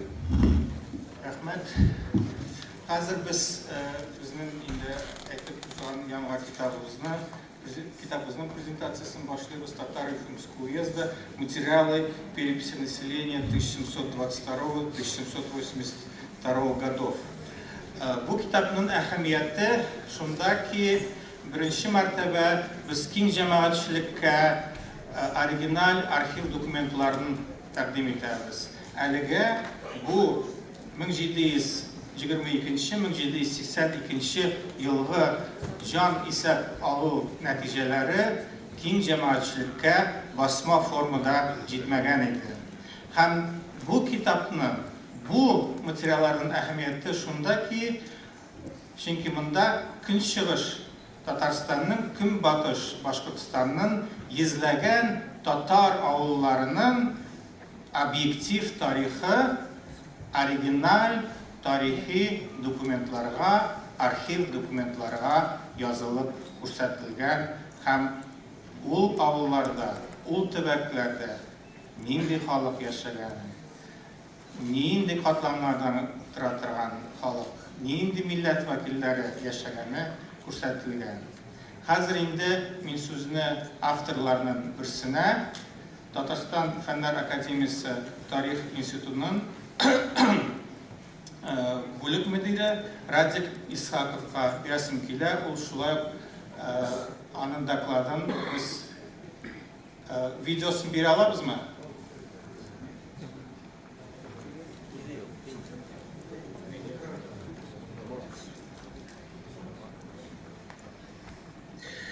Уважаемые коллеги, хочу вас поприветствовать на полях данного научного форума. Одним из важных исторических тем, проблем, вызывающих острую дискуссию, как среди профессиональных ученых-историков, так и краеведов, является вопрос о этносословной идентификации жителей селения Восточного Татарстана и Западного Татарстана в прошлом. Одним из важных источников по этой теме является данные официального учета Российской империи 15-19 века. Это ревизские переписи населения. Не секрет, что башкирские исследователи для основания тезиса, что предки местных жителей были выписаны в Башкирии, не привлекает материалы ревизии, при этом делая это дифференцию. Определенная манипуляция с данным связана с тем, что в переписи конца XVIII века, XIX века эти территории, входившие в состав башкирской мещеты Вологодска, фиксировались по сословному признаку. И многие татары, имевшие военные права, вот, фиксировались в Башкирии.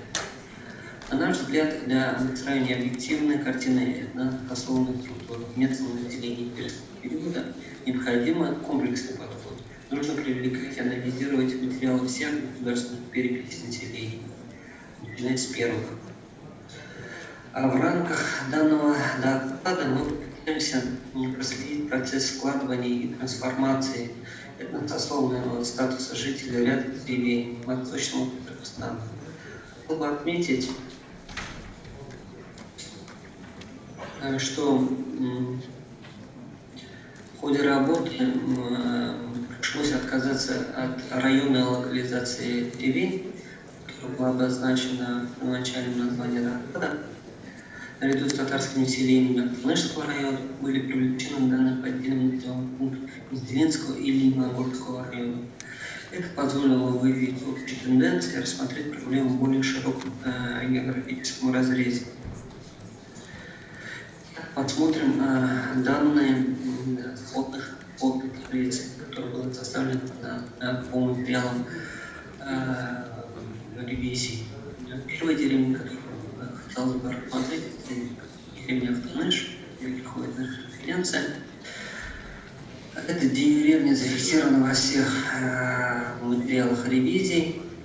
Первая ревизия, она обозначена как Актаныш на речке Актаныш. В первой ревизии 1722 года здесь зафиксирован 30 ясашных татар. Надо отметить, что в 4 ревизий фиксировалось только татарное население уезда. А вот башкирцы, такая группа, как уфимские татары, они не зафиксированы. Это надо, конечно, учитывать. Во второй ревизии мы видим тоже сословную группу ясашных татар. Количество их выросло. Надо сказать, что вот когда мы говорим о ясашных татарах, здесь вот сословный статус зафиксирован, это ясашные люди и татары. Уже в материалах третьей ревизии мы видим, что появляются новые сословные группы, и они начинают доминировать. Это было связано с тем, что в 40-е годы 15 века была проведена первая перепись населения, и начало официально это сословие начало складываться. И с этого времени мы отмечаем тенденцию, это практически всем татарским деревням видно, что растет количество дифтерий, и в первую очередь, конечно, за счет ясашных татар, ну и служилых татар тоже. То есть ясашные татары приписываются постепенно в татарское сословие. И в материалах последующих ревизий мы также видим, что в деревне Актаныш была единственная сословная группа татар-деревни. Ну, казалось бы, ну, здесь все материалы ревизии представлены, здесь были только деревни, которые происходили из ясашных татар, никаких демографических аномалий мы не видим. Тем не менее, вот ряд башкирских исследователей выдвигает, что Актаныш, его основателем является башкиры, это в прошлом была башкирские деревни. Ну, чем это? Ну, как бы они аргументируют свои тезисы тем, что в состав современного Актаныша вошла деревня Актанабаш. Деревня появляется в материалах ревизии только 19 века, и в ней действительно фиксируются башкирцы. Что это за башкирцы, мы не знаем, вопрос требует дополнительного изучения, но вот на основе вот того, что вот в каких-то ревизиях вот фиксированного башкирцы уже такие вот приходят выводы. Следующая деревня – это деревня Аньякова. Она известна в первую очередь тем, что это является малая родина нашего первого президента, Мира Шаймиева. Она впервые зафиксирована в третьей ревизии, и там вот фиксируются дифтерии и ясашные татары. В последующих ревизиях мы видим, что, ну, в принципе, эти две сословные группы присутствовали в персональных материалах. В третьей ревизии мы видим, что здесь проживали и государственные крестьяне, и причем в отношении их было больше. Но вот в материалах 10 ревизии 1759 года мы уже видим, что местные бенефициарии были переведены в сословие башкирцев. И уже фиксируется как новобашкирцы септиарии. Это было связано с тем, что в 1855 году вышел указ специальный, которому башкирское мещерякское войско переименовалось в башкирское, и в этом указе особо отмечалось, что жители, которые имели вотчинные права, должны фиксироваться как башкирцы, и только в исключительных случаях прежних дословных статус. И вот на примере деревни Анекум было, и видим, как казалось бы, деревня татар, татар-теплярей уже в 10-х годах 19 века стала башкирской. По крайней мере, вот мы видим, это наблюдаем. Следующая деревня тоже Автанышского района, это деревня Агаева. Она была основана служилыми берегами, и на протяжении всей этого периода мы видим здесь, что проживали служилые мещеряки. В данном случае вот, наблюдаем, что здесь никакой-то трансформации не происходило дословно. И это вообще было характерно для делений вот, мещерей. И Восточного Татарстана, и Западного Башкортостана. И вот этот пример это подтверждает. То есть мещеряков, как правило, не переводили в башкирское сословие, так как это были равноправные дословные группы, которые имели похожие такие вот поверхности, поэтому как бы, имело смысл их как бы, переводить, и они вот продолжали фиксироваться как служилые мещеряки. Это тоже вот как бы пример того, что здесь вот сословный статус вот, как-то доминировал. Следующий район Николаевская деревня Урусова. Қызғанышқа қаршы біздің докладчик біраз ауырып жіберді, аңғар сәнік саулық тілейбіз. Иншалла тірілгәш біз яңадан әйбәтрәк сифатта яздыртып, бұл аның докладын таратырбыз. Хәзер сүзіне шулай ук авторларының бірсіне Татарстан Республика халыкларының тарихи-мәдәни мирасы бүлеге мөдире тарих институтының Нугманов Айдар Ильсуровичқа бирәбез. Бір-ике сүз әйтсәгез.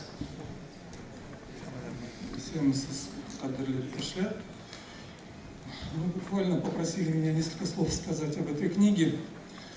В чем значимость этой книги? Она в том, что теперь в распоряжении историков, краеведов появился новый ценнейший источник по истории Восточного Татарстана и Западного Башкортостана. Не только Западного, но даже шире границы можно расширить этого ареала. Вот. Этот источник, я бы не сказал кардинально, но существенно меняет сложившуюся картину. Существенно ее корректирует в пользу того, что история региона выглядит уже не столь однозначно, как представляют ее башкирские исследователи. Вот, согласно их научным трудам, согласно презентации, которые они проводят в татарских районах Башкортостана, коренное население Западного Приуралья – это башкиры. Вот, и в подтверждение этих слов они приводят ревизии, в основном 19 века, или начиная с 5-й ревизии 1795 года. И там картина довольно-таки, так скажем, однозначная, доминирует башкирское население, но при этом они как-то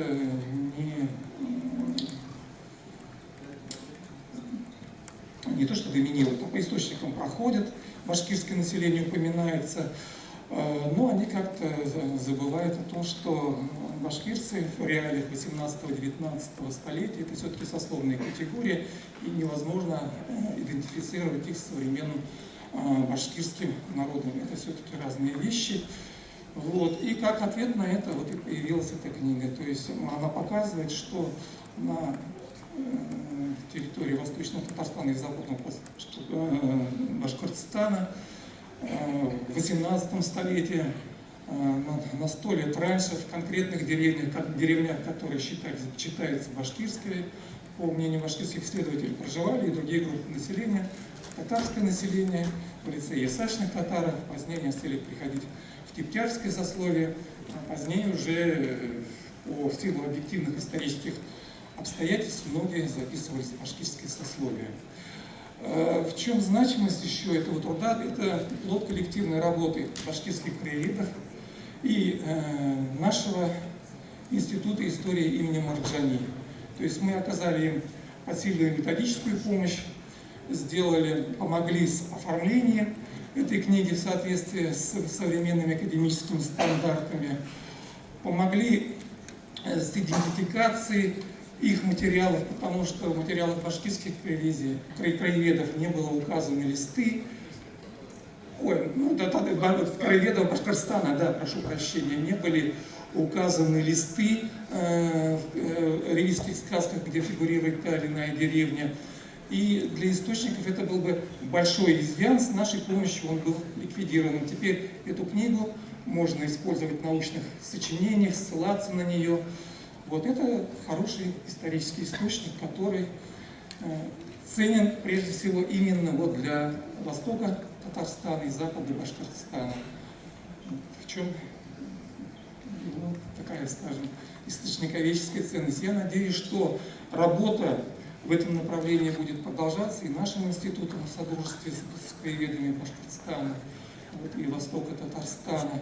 И такие труды будут появляться и в будущем, потому что источники есть, просто с ними нужно работать, публиковать, доводить до широких масс.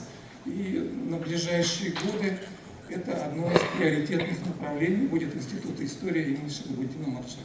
Спасибо за внимание. Зур рахмат. Хәзер инде без безнең презентациянең соңгылышына киләбез. Әгәр дә залда ниндидер комментарийлар, сораулар булса, рәхим итегез. Безнең беренче автор Радик әфәнде шулай узунда ул җавап бирергә әзер. Бәлкем безнең Башкортстаннан килгән кардәшләребезнең ниндидер сораулары, комментарийлары бардыр. Буларыгызны күтәрегез. Я әйтегез. Юкмы? Бармы? Рәхим итегез. Сораумы?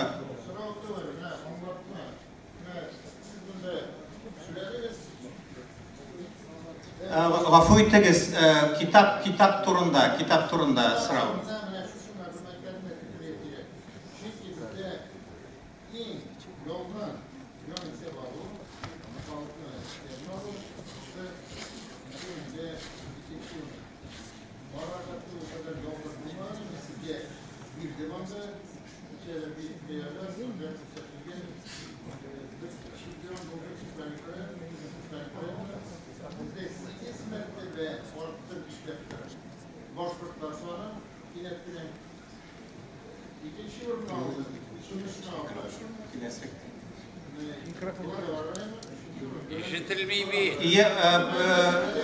Рәхмәт.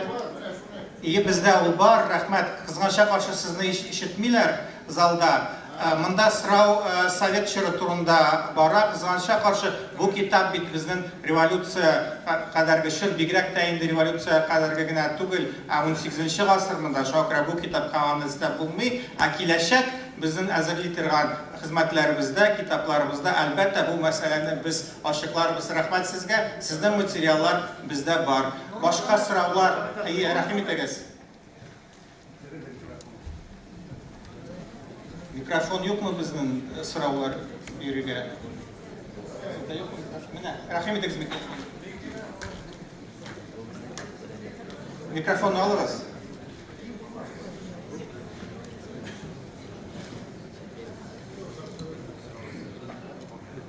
Хайырлы көн, җәмәгать. Мин уйлыйм, бу китап Башкортстан татарлары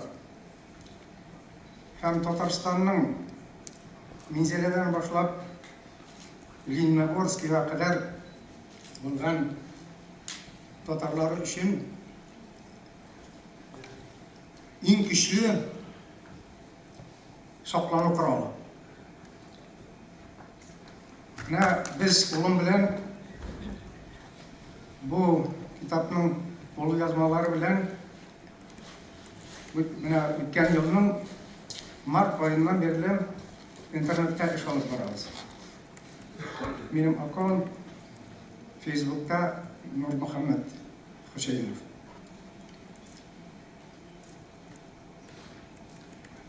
Бұл әйтіп кеткен районлар һәм Башқұртстанның бүтін башқұрт деп жазылған ауыллары мына бұл китапта бірінші, екінші, үшінші, төртінші ревизиялар аша татар болып көрсетілді. Бұл ауыллар бүгін башқұрт деп есептеледі. Ол башлануға 1795 жылдан біз барымызда башқұрттар. Хатта менің ауыл. Мына башқұртқа шағам ма? Мына бүгін бізге, мен мұны жазып та жіберген едім ұйыштырушыларға.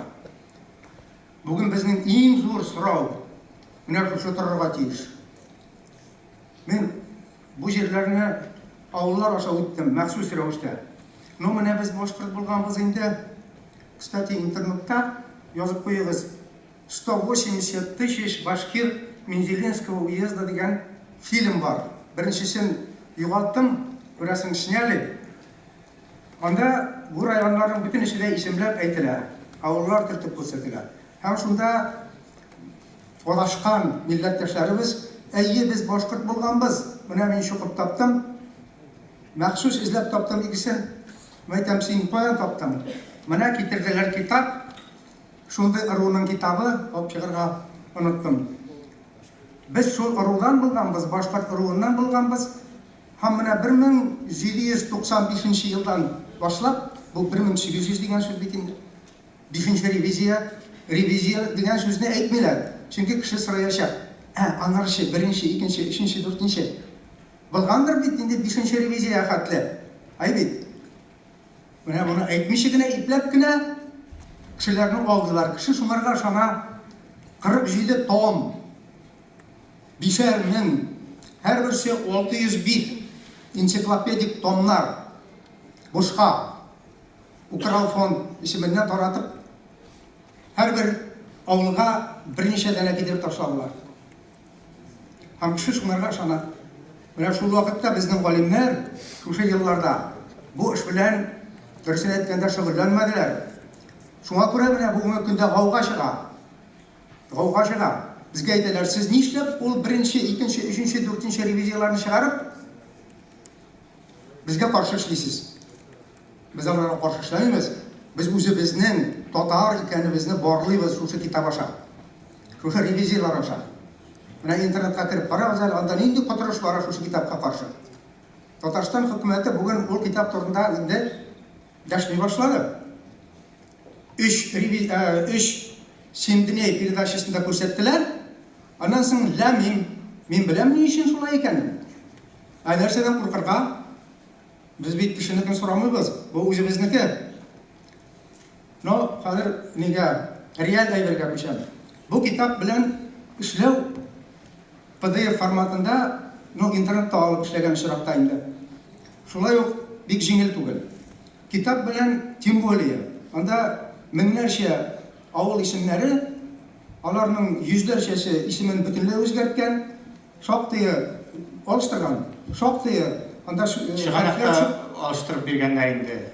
Шуларны хәзер изләп табу гади кешегә кыен. Ул әле тарихчы да шуны бутырга тиеш.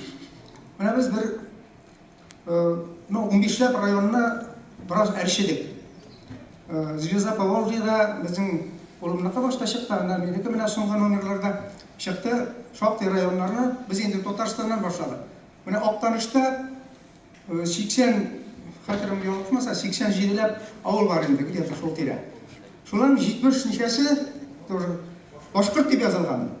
Калганнары Марый, Урыс фәлән авыллары. То есть 100% татар авылы башкорт дип язылган. Ну анда соңыннан татар авылынан чыктык дигән авыллар бар инде теге Совет чорында. Алар татар дип язылу рәхәтенә ирешкәннәр. Калганнары без башкорт булган инде дип басып торалар. Менә шушы мәсхәрәдән бит чыгарга кирәк. Бик зур рәхмәт сезгә. Шуның өчен менә без ясадык электронный Word форматына күчердек шушы китапны. Шушы авыллар буенча эшләгән эшләребезне, ну кайда Черновой, кайда эшләнеп беткән газеталарда басылып чыккан, без шушыны ясадык. Мин сорар идем президиумнан бүген шундый мөмкинчелек бирергә. Кемнәр тели шушы, ну анда комплект инде без папка ясап килдек электронный. Үзегезгә күчереп алырга булдыраласыз.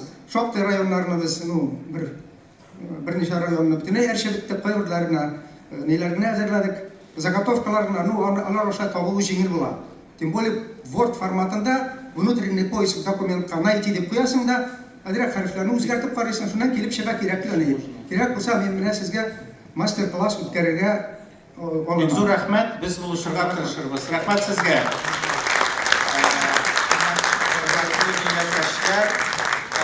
Имаклап бер сүз генә әйтәсем килә. Кем генә нәрсә генә әйтмәсә дә, тарих ул фән. Чын тарих ул чын фән.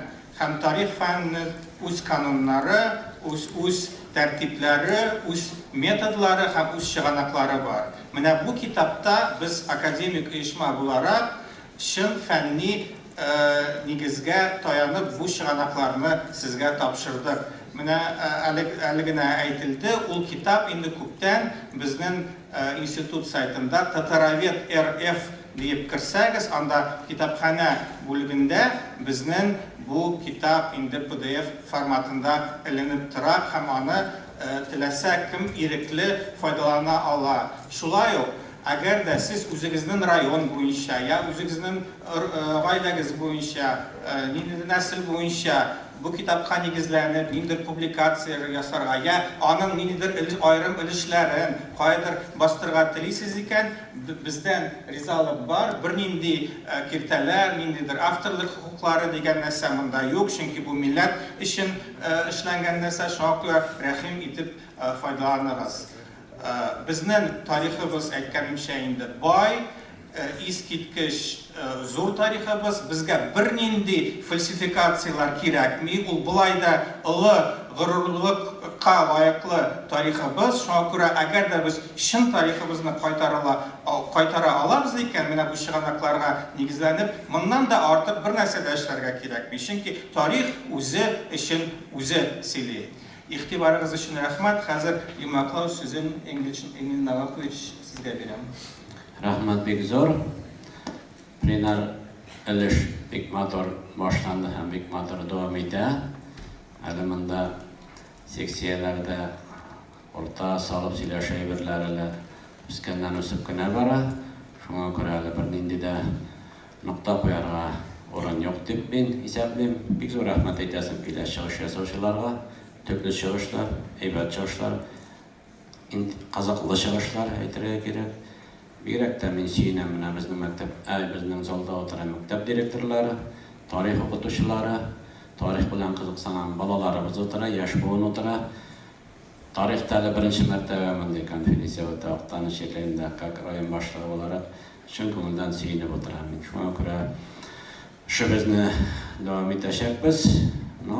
Бу пленар эшне төгәлләгәнче рөхсәт итегез, үзебезнең кичкенә безнең бүләкләребезне тапшырып китәргә. Актаныш муниципаль район башлыгының рәхмәт хаты белән бүләкләнәләр. Салихов Радик Арим улы, тарих фәннәре докторы, академик, тарих институты директоры. Рәхмәт итегез.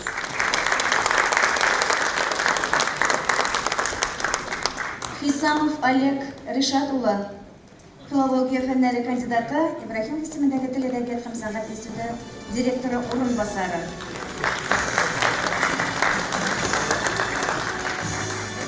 Рибатинов Марат Мингалин улы, педагогия фәннәре кандидаты, тарих институты директоры урынбасары.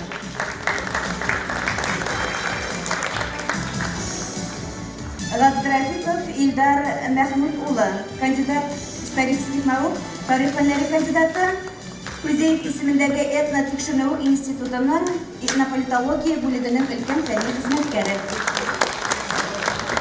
Галлямов Рушан Рәхимҗан улы, социология фәннәре докторы, профессор.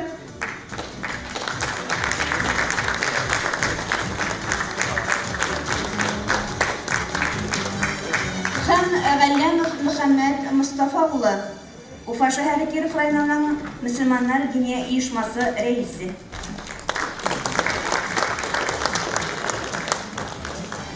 Бик зур рәхмәт. Мин уйлыйм, барыгыз да кушылырсыз. Бу бүләкләр безгә алдан тагын да активрак эшләргә, милләтебез өчен хезмәт күрсәтергә тәрәкиш булыр диеп. Хәзер инде берничә практик игъланнар, икенче дәүләт теленә күчсәм гаеп итмәссез. Технические некоторые моменты сейчас, уважаемые участники, всех вас проводят на обед, для вас подготовлены автобусы. Значит, программа конференции сохраняется в том виде, в котором она у вас есть. Единственное, все переносится на 1 час, то есть секции начнутся ровно 2 часа. Просим вас не опаздывать. Zoom-доклады начнутся, значит, после обеда сразу во 2-й секции, в 3-й секции после кофе-брейка. В 1-й секции вернется сюда, в этот зал, 2-я секция в техникум, в ресурсный центр, там, где будет